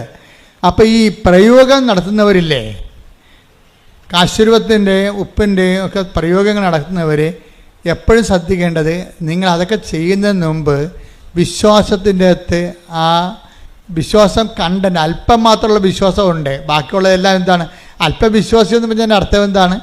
അല്പം മാത്രം വിശ്വാസം, ബാക്കിയുള്ള എന്താണ്? സംശയം. അതാണ് വിഷയം. അതാണ് അല്പവിശ്വാസി നീ സംശയിച്ചത് എന്ത്? അപ്പോൾ വിശ്വാസമുണ്ട്, പക്ഷേ ഒരു 30% 50% വിശ്വാസമുണ്ട്. പക്ഷേ 50% എന്താ ഉള്ളത്? സംശയമാണ്. ഇന്നലെ വേറെ ഒരു ലേഡി ഒരു സാക്ഷ്യം പറഞ്ഞിട്ടുണ്ട്. എന്ന് വെച്ച് കഴിഞ്ഞാൽ അവരുടെ സാക്ഷ്യം ജിസ്മി മേരി റെജ്ജി എന്നുള്ള ഒരു മോള് സാക്ഷ്യം വെച്ചിട്ടുണ്ട്. അവളുടെ സാക്ഷ്യത്തിന് തോന്നിയിരിക്കുന്നത് അവൾക്ക് അവൾ പഠിച്ചത് സൈക്കോളജിയാണ്. പക്ഷെ ഒരു നിമിഷം ഉടമ്പടി എടുത്ത് കഴിഞ്ഞപ്പോൾ അവളുടെ അമ്മ ഉടമ്പടിയിലാണ്. പക്ഷേ സൈക്കോളജിയുടെ ഉപരിപഠനം എടുത്ത് ഡോക്ടറേറ്റ് എടുത്തിട്ട് കോളേജൊക്കെ പഠിപ്പിക്കുക, അല്ലെങ്കിൽ ആ മേഖലയിൽ കൗൺസിലിംഗ് ഒക്കെ ആയിട്ട് പോവുക എന്നുള്ള ഉദ്ദേശമാണ് ഇവിടെ പണ്ട് മുതലെയുള്ള ഇവളുടെ ഒരു ആഗ്രഹമാണ്. പക്ഷേ കുറച്ച് കഴിഞ്ഞപ്പോൾ ഇവൾക്ക് ഒരു പെർപ്ലക്ഷൻ ഉണ്ടായി. എന്ന് വെച്ച് കഴിഞ്ഞാൽ ഞാനിത് കൊണ്ട് ഗതി പിടിക്കുമോ, എൻ്റെ കുടുംബത്തിലെ കടങ്ങൾ പരിഹരിക്കാൻ പറ്റുമോ എന്നൊക്കെ പറഞ്ഞ് അവൾക്ക് ഡൗട്ടായി കഴിഞ്ഞപ്പോൾ അവൾക്ക് പെട്ടെന്ന് ഇവൾ തീരുമാനം എടുത്ത് പറഞ്ഞ് നേഴ്സിംഗ് പറ്റിയ പഠിക്കാമെന്ന് പറഞ്ഞു. അപ്പോൾ അമ്മയെ വിളിച്ചപ്പോൾ അമ്മയ്ക്ക് ഭയങ്കര സന്തോഷം. കാര്യം ഇവൾ സൈക്കോളജി എന്ന് പറഞ്ഞ് കെട്ടിച്ചാടിയ കാരണം അമ്മ പിന്നെ ഭയങ്കര സങ്കടപ്പെട്ട് ജീവിക്കുകയാണ്. അവൾ ഇസ്രയേലിലാണെങ്കിലും ഈ മകളുടെ പഠനത്തിൽ അവൾക്ക് അത്രയ്ക്ക് അവളുടെ ഒരു കപ്പാസിറ്റി, സൈക്കോളജിക്ക് എടുക്കുന്നവർക്ക് വേറെ ഒരു കലിബറല്ലേ, വേറെ കപ്പാസിറ്റിയാണ്. ആ ഒരു കപ്പാസിറ്റി ഇവർക്ക് ഇല്ലല്ലോ എന്ന് എന്തോ അവർക്കൊരു അസ്വസ്ഥത. പക്ഷേ ഇവിടെ നേഴ്സിംഗ് എന്ന് പറഞ്ഞപ്പോൾ അമ്മയ്ക്ക് ഇഷ്ടം. അപ്പോൾ അമ്മ പറഞ്ഞു അങ്ങനെയാണെങ്കിൽ ആസ്ട്രേലിയയിൽ പോയി മകളെ എന്ന് പറഞ്ഞു. ആസ്ട്രേലിയയിൽ പോകാൻ പറഞ്ഞു. അപ്പോൾ ആസ്ട്രേലിയയിൽ പോകാൻ നേരത്തെ ഇവളുടെ CV മാർക്ക് ലിസ്റ്റ് അയച്ചു കൊടുത്തു. പക്ഷേ ആദ്യമൊക്കെ ഇവൾ വിചാരിച്ച കോളേജിൽ കിട്ടാൻ വേണ്ടി ഇവൾ ഉടമ്പടി എടുത്തിട്ടുണ്ട്. പക്ഷേ ആ കോളേജിൽ കിട്ടണില്ല. പക്ഷെ പെട്ടെന്ന് ഈ ഉടമ്പടി എടുത്ത് പ്രെയർ തുടങ്ങിയപ്പോൾ തന്നെ ആസ്ട്രേലിയയിൽ നിന്ന് ഇവൾ പറഞ്ഞ കോളേജിൽ നിന്ന് ഇവർക്ക് ഒരു ഓഫർ ലെറ്റർ വന്ന് അത് ഓക്കെ ആയി. പിന്നെ ബാങ്ക് ലോണും ഒക്കെ ഓക്കെ ആയി. പെട്ടെന്ന് ഓക്കെ ആയി കഴിഞ്ഞപ്പോൾ ഇവൾക്ക് പറയണ അത് എൻ്റെ നല്ല മാർക്കാണ്. അപ്പോൾ എനിക്കെൻ്റെ നല്ല മാർക്കുള്ളത് കൊണ്ടാണ് എനിക്ക് ആദ്യം യേശുവ സൂത്രം എന്നൊക്കെ പറഞ്ഞെങ്കിലും പിന്നീട് ഇവിടെ കളം മാറി. അങ്ങനെയാണല്ലോ ഈ പല ആൾക്കാർക്കും സംഭവിക്കുന്നത്. എന്ന് വെച്ച് കഴിഞ്ഞാൽ ഇവരിങ്ങനെ യേശുവ സൂത്രം എന്നൊക്കെ പറയുന്നുണ്ടെങ്കിലും ഇവരുടെ അടിമനസ്സിൽ ഇവർ പറയും ഇത് എൻ്റെ കഴിവ് കൊണ്ടാണെന്ന് പറയും. ഇവർക്ക് അങ്ങനെ സംഭവിച്ചിരുന്നില്ല. ആരാണത്? അവളുടെ അതായത് ജിസ്മേരിക്ക് എന്താ പറയണത്? ഇത് എൻ്റെ മാർക്ക് ഹൈ മാർക്കല്ലേ, എബവ് 90 മാർക്കുണ്ട്, എബവ് 90% മാർക്കുണ്ട്. അപ്പോൾ എൻ്റെ മാർക്ക് കണ്ടിട്ട് അവർ മലന്ന് പോയി കാണും, അതുകൊണ്ടാണ് എനിക്ക് അഡ്മിഷൻ കിട്ടിയെന്ന് പറയുമ്പോൾ എന്ത് പറ്റി? ദൈവം ഞൊട്ടി. കണ്ട സംഭവം കണ്ട? അപ്പോൾ ഇങ്ങനെ ഉള്ളിലിരിപ്പ് ചില ആൾക്കാർക്കുണ്ട്. ഉള്ളിലിരിപ്പ് നിങ്ങൾ പുറത്ത് ഇങ്ങനെ പ്രാർത്ഥിക്കുമെങ്കിലും നിങ്ങളുടെ ഉള്ളിലിരിപ്പ് നിങ്ങളുടെ കേമത്വം കൊണ്ടാണ് എന്ന് നിങ്ങൾക്ക് തോന്നിയാൽ, അപ്പം നിങ്ങൾക്ക് ചെറുക്കനെ കിട്ടി, ഒരു കല്യാണ പെണ്ണിനെ കിട്ടി, അതൊക്കെ എൻ്റെ കഴിവും എൻ്റെ സർവീസും എൻ്റെ ശമ്പളവും എൻ്റെ സൗന്ദര്യം കൊണ്ടാണെന്നൊക്കെ പറഞ്ഞ് കുറച്ച് ഉള്ളിൽ നിങ്ങൾ അങ്ങനെ ധരിക്കും. അതോടുകൂടി ഒരു തീരുമാനം ഉണ്ടാകും. എന്താ കാര്യം? പിന്നെ ഈ പേപ്പർ ഡീഡ്ക്ക് ദൈവം മഷിയിട്ടൊക്കെ കാണത്തില്ല. എന്താ കാര്യം? ദൈവത്തിനറിയാം നീ എന്ത് അഭ്യാസം ദൈവത്തെ വെച്ച് നേടിയാലും കുറച്ച് കഴിയുമ്പോൾ അതെല്ലാം നിൻ്റെ ക്രെഡിറ്റിലേക്ക് നീ കൊണ്ടുവരുമെന്ന്. മനസ്സിലായി? ഇത് ഈ ഉടമ്പടിയിൽ ഏറ്റവും വരാൻ പോകുന്നൊരു അപകടമാണത്. നിങ്ങളെ ഒരു വിശ്വാസം നിന്ന് കഴിഞ്ഞാൽ എല്ലാ കാലത്തും ആ വിശ്വാസം കീപ്പ് ചെയ്യണം. അല്ലെങ്കിൽ 6 മാസം കഴിയുമ്പോൾ പണ്ട് കുറുക്കൻ നീലച്ചായത്ത് വീണ പോലെ മഴ പെയ്ത് കഴിയുമ്പോൾ ഭഗവാൻ ലക്ഷണം മാറി പഴയ കുറുക്കനായി വരും. ആദ്യം കൃഷ്ണനാണെന്നൊക്കെ പറഞ്ഞിരിക്കുകയായിരുന്നു, നീലച്ചായത്ത് വീണാണേ. പക്ഷെ പെട്ടെന്ന് മഴ പെയ്യുമെന്ന് ഓർത്തില്ല. അതുപോലെ എന്തെങ്കിലും പ്രയാസം കുറച്ച് കഴിയുമ്പോൾ നിങ്ങൾ മാറി ചിന്തിക്കും, കളം മാറ്റി പിടിക്കും. എന്താണ്? അതെൻ്റെ മാർക്ക് കൊണ്ട് ആണ് ജയിച്ചതെന്ന് പറയും. അതോടുകൂടി പ്രശ്നമായി. എന്താ? അതിനാണ് ഈ അല്പവിശ്വാസം എന്ന് പറയണത്. എന്താ കാര്യം?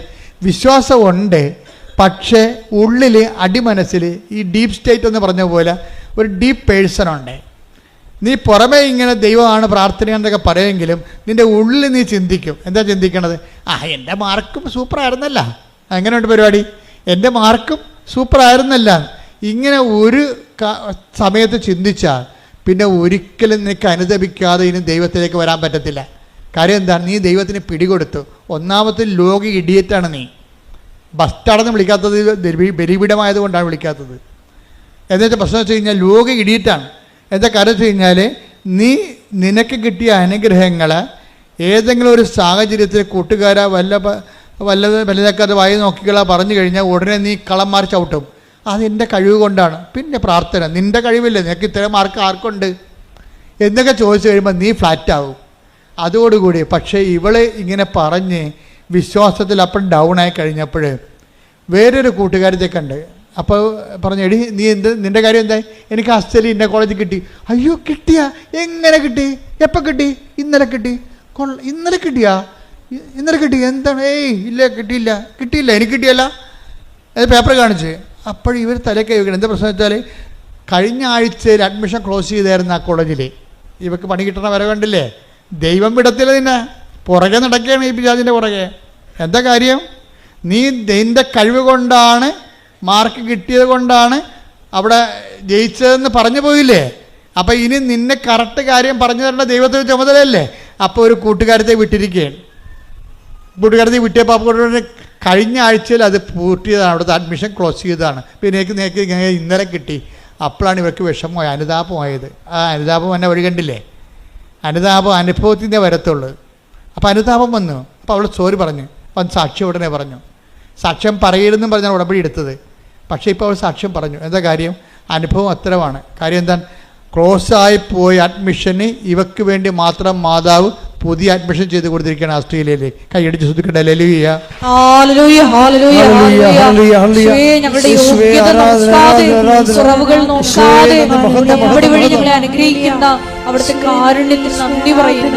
അപ്പൊ സംശയത്തിന്റെ കണ്ടന്റുകളെ കറക്റ്റ് ചെയ്യാൻ നോക്കണം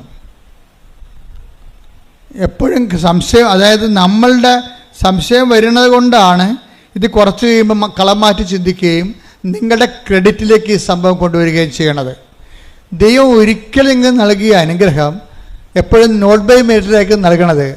അതാണ് പ്രശ്നം. ഈ സംശയം വരുമ്പോൾ ഉണ്ടാകുന്ന പ്രശ്നം, ദൈവം നിങ്ങൾക്ക് എന്തെങ്കിലും തരണമെങ്കിൽ സ്വാഭാവികമായിട്ട് കിട്ടാത്ത കാര്യങ്ങളാണ് ദൈവം തരണത്. ദൈവം അല്ല, ദൈവത്തിൻ്റെ കൃപ കൊണ്ടായിട്ട് തരണത്. പക്ഷെ അത് കുറച്ച് കഴിയുമ്പോൾ നിങ്ങളുടെ കഴിവ് കൊണ്ടാണ് നിങ്ങൾ പറഞ്ഞു കഴിഞ്ഞാൽ ഉടമ്പടിക്കെതിരായ പാപമായിട്ട് മാറും. അത് പരിശുദ്ധാത്മാവിനെതിരായ പാപം പോലെ പറഞ്ഞ പോലെ ഉടമ്പടിക്കെതിരായ ചില അച്ഛന്മാർ ചോദിക്കും, ഉടമ്പടിക്കെതിരായ പാപങ്ങളോ? എന്നാ ഉടമ്പടി? ആരുടമ്പടി എടുത്തു? എന്ത് പാപം എന്നൊക്കെ ചോദിക്കും. അച്ഛന്മാർ ഇവരൊക്കെ അറിയാൻ മേലാതെ പറയണതാണ്. ഉടമ്പടി എടുത്ത് ദൈവത്തോട് നമ്മൾ ഉടമ്പടി ചെയ്ത് കഴിഞ്ഞാൽ ഇതുപോലെ സംശയങ്ങൾ വരികയും ദൈവത്തിൻ്റെ അനുഗ്രഹം കൈപ്പറ്റുകയും അതേസമയം തന്നെ നിനക്ക് നോട്ട് ബൈ മെറിറ്റ്, നിൻ്റെ കഴിവല്ലാതെ ദൈവത്തിൻ്റെ കൃപ കൊണ്ട് നിനക്കൊരു ആനുകൂല്യം കിട്ടിയിട്ട് പിന്നീട് കളം മാറ്റി ചവിട്ടി അത് നിൻ്റെ കഴിവ് കൊണ്ടാണെന്ന് പറഞ്ഞാൽ അത് ഉടമ്പടിക്കെതിരായ പാപമായി മാറും. അങ്ങനെ ഉടമ്പടിക്കെതിരായ പാപങ്ങൾ ശരിക്കും പറഞ്ഞാൽ ഏറ്റുപറഞ്ഞ് കുമ്പസാരിക്കേണ്ടതാണ്. കാര്യം നിങ്ങൾ ചെയ്തിരിക്കുന്നത് ജോസഫച്ചനോടല്ല ഉടമ്പടി ചെയ്തിരിക്കുന്നത്. ആരുമായിട്ടാണ്? പരിശുദ്ധ അമ്മ വഴി ഈശോയോട് ചെയ്ത ഉടമ്പടിയാണ്. അതുകൊണ്ട് തന്നെ ആ വിഷയത്തിൻ്റെ മേലെ തുടർ നടപടികൾ ഉണ്ടാകണം. നിങ്ങൾ വിശുദ്ധി ജീവിക്കണം, അനുതാപത്തോടെ ജീവിക്കണം, ദൈവത്തിൻ്റെ സ്നേഹത്തിൻ്റെ മേഖലയിലായിരിക്കണം. ശ്രുതികട ഹല്ലേലൂയ.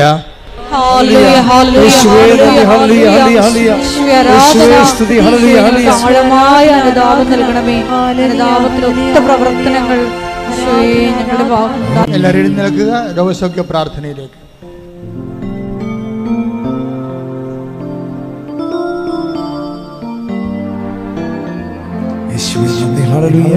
എല്ലാവരും സ്തുതിക്കട്ടെ. ഹല്ലേലൂയ ഹല്ലേലൂയ. യേശുവേ ആരാധന ആരാധന ആരാധന. യേശുവേ നന്ദി നന്ദി നന്ദി. ഹല്ലേലൂയ ഹല്ലേലൂയ ഹല്ലേലൂയ ഹല്ലേലൂയ. യേശുവേ മഹത്വം ആരാധന. ഹല്ലേലൂയ ഹല്ലേലൂയ ഹല്ലേലൂയ. യേശുവേ നന്ദി നന്ദി. ഹല്ലേലൂയ ഹല്ലേലൂയ ഹല്ലേലൂയ ഹല്ലേലൂയ. മഹത്വം ആരാധന ആരാധന. ഹല്ലേലൂയ ഹല്ലേലൂയ. മഹത്വം മഹത്വം ആരാധന ആരാധന. ഹല്ലേലൂയ ഹല്ലേലൂയ. യേശുവേ ഞങ്ങൾക്ക് ആഴമായ അനുതാപം നൽകണമേ. ഹല്ലേലൂയ ഹല്ലേലൂയ. യേശുവേ നന്ദി. യേശുവേ ആരാധന. മഹത്വം മഹത്വം ആരാധന ആരാധന. ഹല്ലേലൂയ hallelujah hallelujah hallelujah hallelujah hallelujah. യേശുവേ എല്ലായ്പ്പോഴും ഉടമ്പടിയിലായിരിക്കുന്ന ഞങ്ങൾ എല്ലാവരും നിന്റെ മുമ്പിൽ തന്നെ വ്യാപരിക്കുവാൻ കുറ്റമറ്റവരായി വിശുദ്ധിയോടുകൂടി വ്യാപരിക്കുവാൻ ഈ ആരാധനയോട് ഞങ്ങളെ അഭിഷേകം ചെയ്യണമേ.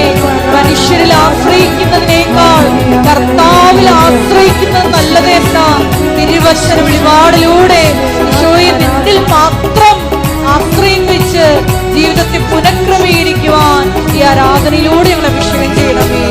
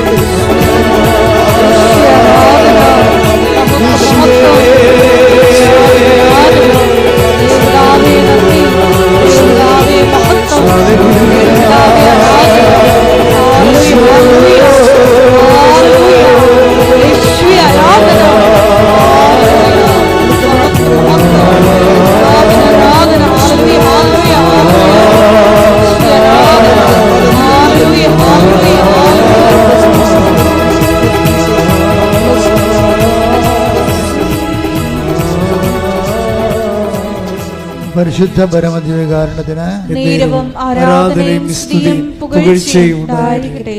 പരിശുദ്ധ പരമദിവ്യകാരുണ്യത്തിന് എന്നേരവും ആരാധനയും സ്തുതിയും പുകഴ്ചയും ഉണ്ടായിരിക്കട്ടെ. എൻ്റെ പ്രിയപ്പെട്ടവരെ, രോഗസൗഖ്യ പ്രാർത്ഥനയിലേക്കും ജീവിത ദുരിത തടസ്സ നിവാരണ പ്രാർത്ഥനയിലേക്ക് പ്രവേശിക്കുന്ന സമയമാണ്. ആദ്യമായി തന്നെ അഭിഷേകത്തോടെ അച്ഛൻ പറയുന്നത് ഏറ്റുചൊല്ലി പ്രാർത്ഥിക്കാം. കർത്താവായ ദൈവമേ, കർത്താവായ ദൈവമേ, അന്ധന് കാഴ്ച നൽകിയവനെ, ശിഖിടന് കേട് നൽകിയവനെ, ഊമന് സംഭാഷണം നൽകിയവനെ, മഹോരോഗ്യ സുഖപ്പെടുത്തിയവനെ, തളർവാരോഗ്യ സുഖപ്പെടുത്തിയവനെ, മരിച്ചവനെ ഉയർപ്പിച്ചവനെ, നിന്റെ തിരുനാമത്തിന് സ്വസ്ത്രം ചെയ്യുന്ന കർത്താവേ, നിന്റെ തിരുമുറിവാർന്ന വലത് കരം അങ്ങയുടെ മക്കളുടെ മേൽ വെക്കണമേ. കർത്താവേ, അങ്ങയുടെ തിരുമുറിവാർന്ന വലത് കരം അങ്ങയുടെ മക്കളുടെ മേൽ വെക്കണമേ. സന്ധിബന്ധങ്ങളില് കർത്താവിന്റെ രക്തം നിറയട്ടെ. മാംസപേശികളില് കർത്താവിന്റെ രക്തം നിറയട്ടെ. രക്തഞരമ്പുകളില് കർത്താവിന്റെ രക്തം നിറയട്ടെ. എല്ലാ കോശങ്ങളും യേശുവിന്റെ നാമത്തില് തുള്ളിച്ചാരട്ടെ. എല്ലാ കോശങ്ങളും ഹല്ലേലൂയ പാടി യേശുവിന്റെ നാമത്തിൽ കുതിച്ചു ചാരട്ടെ. യേശുവിന്റെ നാമത്തില് മാരക രോഗങ്ങള്, യേശുവിന്റെ നാമത്തില് തീരാവേദികള്, യേശുവിന്റെ നാമത്തിൽ മഹാരോഗങ്ങള്, യേശുവിന്റെ നാമത്തില് മാറിപ്പോകട്ടെ.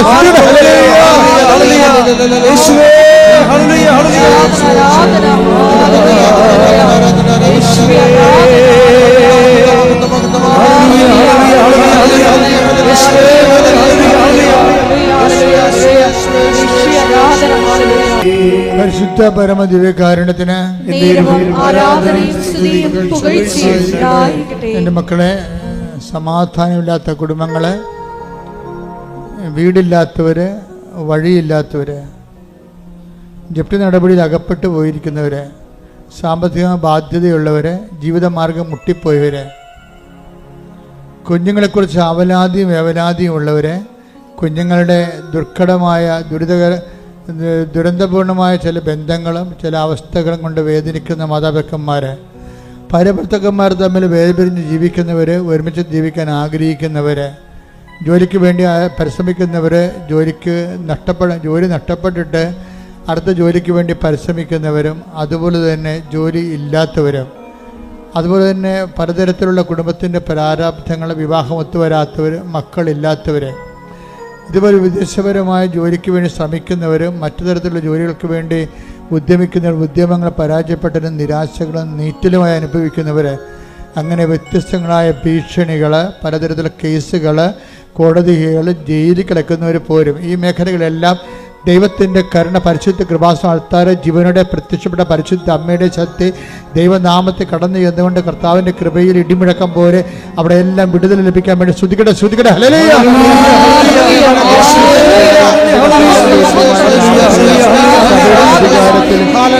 അടയാളത്തിൽ ദൈവത്തിൻ്റെ ശക്തിയാൽ, ദൈവത്തിൻ്റെ ശക്തി ജീവ ദുരിതങ്ങള്, ജീവ തടസ്സങ്ങള്, മാർഗ തടസ്സങ്ങള് യേശുവിൻ നാമത്തിൽ മാറിപ്പോകട്ടെ.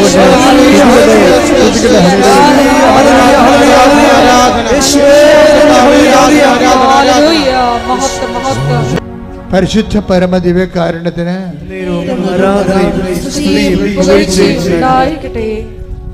എൻ്റെ പ്രിയപ്പെട്ടവരെ, വ്യക്തിപരമായ ആവശ്യങ്ങൾക്ക് വേണ്ടി പ്രാർത്ഥിക്കാനായി മുട്ടേ നിൽക്കുക. നിങ്ങൾ ഉടമ്പടി വെച്ച കാര്യങ്ങൾ, ഉടമ്പടിയിൽ വെക്കാൻ പോകുന്ന കാര്യങ്ങൾ ഇപ്പോൾ പരിശുദ്ധ അമ്മയുടെ മാധ്യസ്ഥത്തിൽ ഓൺലൈനിലുള്ളവർ സമർപ്പിക്കുക. പരിശുദ്ധ അമ്മയുടെ മാധ്യസ്ഥ ഈശോയ്ക്ക് ഏൽപ്പിക്കുക.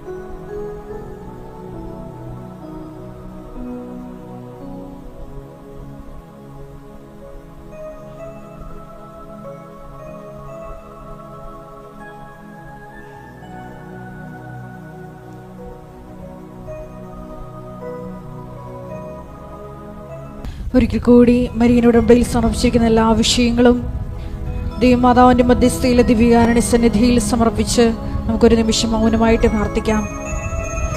ഈശോയെ, ആദ്യ സ്നേഹത്തിലേക്ക് തിരിച്ചു പോകുവാൻ, അനുതാപം നിറയുന്ന മനസ്സുമായി നിന്നിലേക്ക് തിരിച്ചു വരുവാൻ ഈശോയെ ഞങ്ങൾക്കൊരു അവസരം നൽകണമേ എന്ന് പ്രാർത്ഥിക്കുന്നു. ഈശോയെ, പശ്ചാത്തപിക്കാൻ നീ ഞങ്ങൾക്ക് തന്ന അവസരങ്ങളെ നഷ്ടപ്പെടുത്തിയതിന് മാപ്പ് ചോദിക്കുന്നു. മേലിൽ ഈശോയെ പശ്ചാത്തപിക്കാനുള്ള അവസരങ്ങൾ കിട്ടുമ്പോൾ തൽക്ഷണം നിന്നെ അനുധാവനം ചെയ്യുവാൻ, ഈശോയെ നിന്നെ സ്വന്തമാക്കുവാൻ ഈ ആരാധനയിലൂടെ ഞങ്ങളെ അഭിഷേകം ചെയ്യണമേ എന്ന് പ്രാർത്ഥിച്ചുകൊണ്ട് ശിരസ്സ് നമിച്ച് നമുക്ക് ദിവ്യകാരുണ്യ നാഥന്റെ ആശീർവാദം സ്വീകരിക്കാം.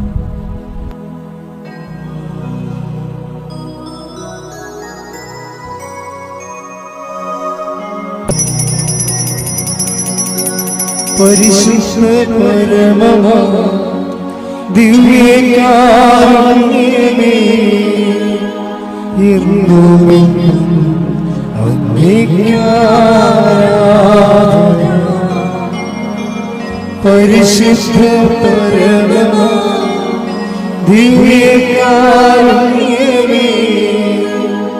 എന്നുമെന്നും അങ്ങേക്ക് ആരാധന. പരിശുദ്ധ പരമമാ ദിവ്യകാരുണ്യമേ,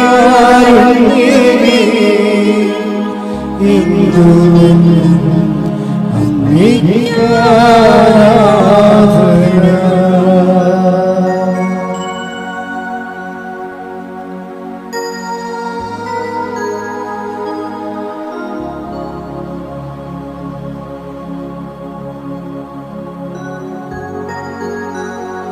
പരിശുദ്ധ പരമമാ ദിവ്യകാരുണ്യമേ, എന്നുമെന്നും അങ്ങേക്ക് ആരാധന. രാവിലെ കൃത്യം 5:30 മണിക്ക് നമ്മൾ ഒരുമിച്ചാണ് പ്രത്യക്ഷീകരണ പ്രാർത്ഥന ചൊല്ലുന്നത്. ഏറ്റവും പുതിയ പ്രത്യക്ഷീകരണ പ്രാർത്ഥന 20 വർഷം മാതാവിൻ്റെ പ്രത്യക്ഷീകരണത്തിൻ്റെ 20 വർഷം തികയുമ്പോൾ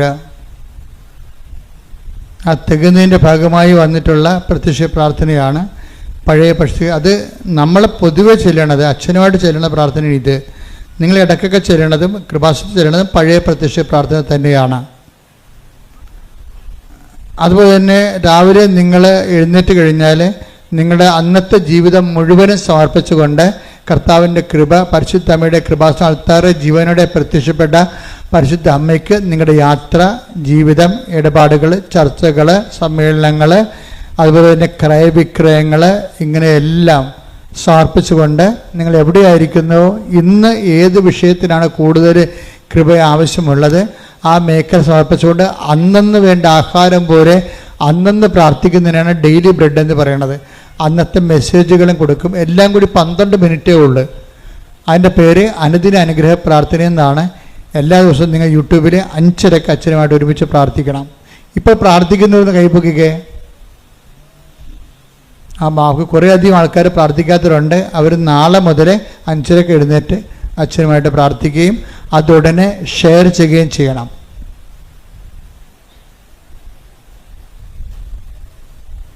അച്ഛനെ കാണാൻ ആഗ്രഹിക്കുന്നവർ എപ്പോഴും ശ്രദ്ധിക്കണം. അച്ഛൻ ഇടയ്ക്കൊക്കെ വല്ലതും പുറത്തേക്ക് പോകുന്നതാണ്. അപ്പോഴും നിങ്ങൾ അച്ഛനെ തന്നെ കാണണം നിർബന്ധമുള്ള ആൾക്കാർ, ചില രോഗികൾ, ചില ഗുരുതരമായ വിഷയങ്ങളുള്ളവർ, അവരുടനെ വിളിച്ച് ചോദിക്കണം, അച്ഛൻ ഇന്ന ദിവസം വരാൻ ആഗ്രഹിക്കുന്നു, എന്ന് വന്നാൽ കാണാൻ പറ്റും ചോദിക്കണം. അപ്പോൾ നിങ്ങളുടെ കയ്യിൽ ഉണ്ടാകേണ്ടത് 9447085400 നമ്പർ. 9847085400 നമ്പർ. ആ നമ്പറിൽ വിളിച്ച് ചോദിക്കണം. ചിലപ്പോൾ കുറച്ച് നേരം വിളിച്ചാലേ കിട്ടത്തുള്ളായിരിക്കും, എന്നാലും വിളിച്ച് ചോദിക്കണം. കാര്യം ഇവിടെ വന്നിട്ട് അച്ഛനില്ല, അച്ഛനില്ലേ എന്നൊക്കെ പറഞ്ഞിട്ട് കാര്യമില്ല. ഞാൻ മിക്കവാറും ഇവിടെ ഉണ്ടാകും, പക്ഷെ ചില ദിവസങ്ങൾ ചിലപ്പോൾ പുറത്ത് പോകുമായിരിക്കും. ഞായറാഴ്ച വ്യാഴാഴ്ചയും അച്ഛൻ ആൾക്കാരെ കാണാത്ത ദിവസങ്ങളുണ്ട്. ബാക്കി എല്ലാ ദിവസവും ഇവിടെ ഉണ്ടെങ്കിൽ കാണും. അതുകൊണ്ട് പ്രത്യേകം ശ്രദ്ധിക്കണം. ചില സമയത്ത് ചില എമർജൻസി കോള് ഇപ്പോൾ വരുമ്പോൾ ചിലപ്പോൾ അത്യാവശ്യം അത് ഒഴിച്ചു മാറ്റാൻ പറ്റാത്ത കാര്യങ്ങൾ, മരണമോ അതുപോലെ പെട്ടെന്ന് അടക്കമോ ഇല്ലൊക്കെ വന്നാൽ ചിലപ്പോൾ അച്ഛൻ പോയിട്ട് ഉടനെ തിരിച്ചു വരും. പുറത്തുള്ള പരിപാടിയൊന്നും എടുക്കത്തില്ല, ജില്ലയിൽ തന്നെ ഓടി വരാൻ പറ്റിയതേ എടുക്കത്തുള്ളൂ. പക്ഷെ എന്നാലും നിങ്ങൾ പുറത്ത് വിട്ടു പോയിട്ടുണ്ടെങ്കിൽ അത് അറിയാൻ വേണ്ടി വിളിച്ച് ചോദിക്കണം. അപ്പോൾ നിങ്ങൾ വരുമ്പോൾ അച്ഛനെ കാണുമെന്ന് നിർബന്ധം ഉണ്ടെങ്കിൽ നിങ്ങളുടെ കയ്യിൽ ഉടമ്പടി പുതുക്കിയ പേപ്പർ ഉണ്ടാകണം. പിന്നെ എന്ത് വിഷയമാണ് അച്ഛനോട് സംസാരിക്കാൻ ഉദ്ദേശിക്കുന്നത് ആ കാര്യത്തിൻ്റെ രേഖ ഉണ്ടാകണം.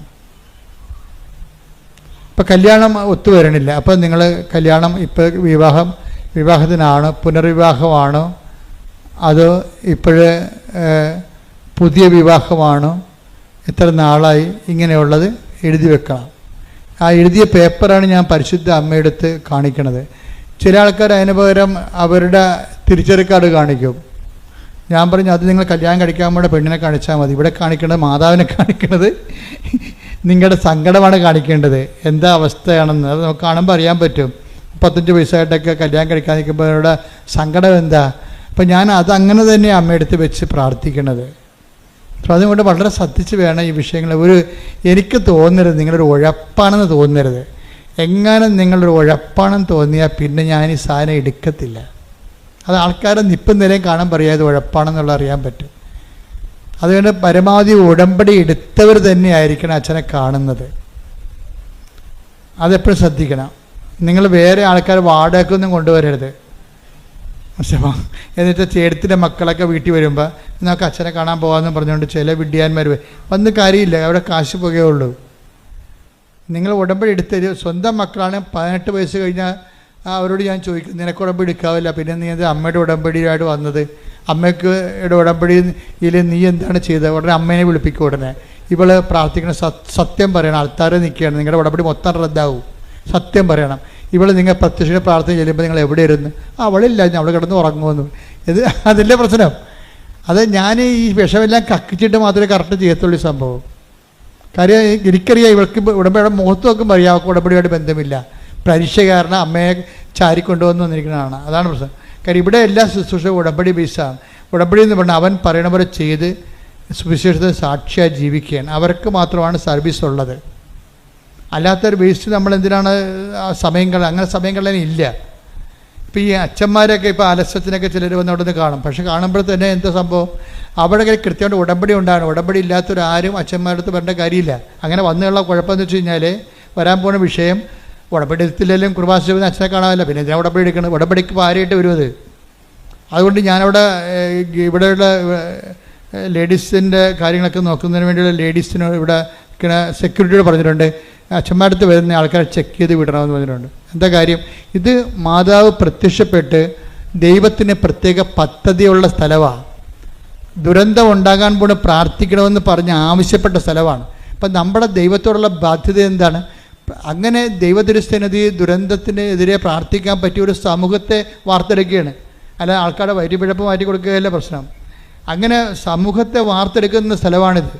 അല്ല അവിടെ ഇവിടെയും കൊണ്ട് തല കാണിച്ചിട്ട് എന്തെങ്കിലും പറഞ്ഞിട്ട് പോയിട്ട് വഴിയെ പോണവരൊക്കെ കയറിയോ വണ്ടി നിർത്തിയിട്ട്, അതൊന്നും നടക്കത്തില്ല. നമുക്ക് ദൈവം ഒരു മിഷൻ തന്നിട്ടുണ്ട്, അതിൻ്റെ വിട്ടൊന്നും ചെയ്യാൻ പറ്റത്തില്ല. അപ്പം അതുകൊണ്ട് നിങ്ങളെ ഉടമ്പടി എടുക്കാത്തവർ ആ മക്കളുണ്ടെങ്കിൽ അവർ കൊണ്ടുവരുമ്പോൾ അവർ കൊണ്ട് ഉടമ്പടിയുടെ ഭാഗമാക്കാൻ നോക്കണം. അവർക്ക് പറ്റത്തില്ലെന്ന് പറഞ്ഞാൽ നിങ്ങൾ വെയിറ്റ് ചെയ്യുക, അത്രയേ ഉള്ളൂ. അവരെപ്പോഴെങ്കിലും എടുത്തോട്ടെ, അവർക്ക് എപ്പോഴെങ്കിലും അവർ എടുക്കുമല്ലോ അവർ, അത്രയേ ഉള്ളൂ കാര്യം. അപ്പം ഒരിക്കലും നമുക്ക് ഉടമ്പടി എടുത്ത് വിശുദ്ധിയോട് ജീവിക്കാനുള്ള വിളിക്ക് അട്ടിമറി ഉണ്ടാക്കരുത്. ചിലപ്പോൾ നമ്മൾ ചിലപ്പോൾ പറയൂ, ഞാനിപ്പോൾ ബഹുമാനപ്പെട്ട സിസ്റ്റേഴ്സ് വന്നാലും അച്ഛന്മാർ വന്നാൽ പോലും ഞാൻ അകത്ത് വന്ന് കുർബാന കൂടിയാൽ ഞാൻ സംസാരിക്കത്തില്ല. ഞാൻ ഉടമ്പടി എടുത്താന്ന് ചോദിക്കും അച്ഛന്മാരോട്. അപ്പോൾ എൻ്റെ ഒരു സ്വഭാവം നിങ്ങൾക്ക് മനസ്സിലായില്ലേ? കാര്യം അവരിവിടെ വരുമ്പോൾ ചൊളിവിന് അച്ഛന്മാരാണെന്ന് വിചാരിച്ചോണ്ട് ചിലർക്ക് അച്ഛനെ കാണാനുള്ള അവസരം ഉണ്ടാകുന്നു. അങ്ങനെ ഇല്ല. അവരുടമ്പടി എടുക്കണം അച്ഛന്മാരായാലും. എടുത്തിട്ട് പിന്നീട് അവരുടെ വിഷയം സീരിയസ് ആണെങ്കിൽ തീർച്ചയായിട്ടും അവരെ കണ്ട് സംസാരിക്കും. അത്രേ ഉള്ളൂ. അപ്പം അത്രയും സീരിയസ് ആണ് വിഷയം. കാര്യം അമ്മ എന്നോടാണ് പറഞ്ഞിരിക്കണത് എന്താണ്, ദുരന്തം ഉണ്ടാകുമ്പോൾ പ്രാർത്ഥിക്കണമെന്ന്. അപ്പം ഞാൻ നടത്തുന്ന ധ്യാന കേന്ദ്രത്തിൽ അമ്മ എന്ത് പറഞ്ഞോ അത് ചെയ്യാനേ ബാധ്യതയുള്ളൂ. ആ ബാധ്യത അനുസരിച്ചുകൊണ്ട് ദുരന്തം ഉണ്ടാകുമ്പോൾ പ്രാർത്ഥിക്കണമെന്ന് പറഞ്ഞപ്പോൾ അതിന് ദൈവത്തോട് പ്രാർത്ഥിക്കാൻ പറ്റിയ ആൾക്കാർ കപ്പാസിറ്റി ഉള്ളവരുണ്ടാകണം. അതിന് ദൈവമായിട്ട് ഉടമ്പടി ചെയ്ത് ജീവിക്കുന്നവരാണ് ഒരു സമൂഹത്തെ നമ്മൾ വായിക്കുകയാണ് ആ ഒരു മിഷന് വേണ്ടി. അതാണ് വിഷയം. അല്ലാതെ പല ധ്യാനകേന്ദ്രങ്ങളെ പോലൊരു ധ്യാനകേന്ദ്രമല്ല ഇത്. അപ്പം ഇത് നിങ്ങൾ മനസ്സിലാക്കിയിട്ട് വേണം. ഉടമ്പടിയിൽ ഇരിക്കുന്നവരും അടിക്കടി ദൈവത്തിൻ്റെ കൃപയിൽ വളരാൻ വേണ്ടി ബോധപൂർവ്വം ശ്രമിക്കേണ്ടതാണ്. പ്രത്യേകം ഓർപ്പിക്കുകയാണ്.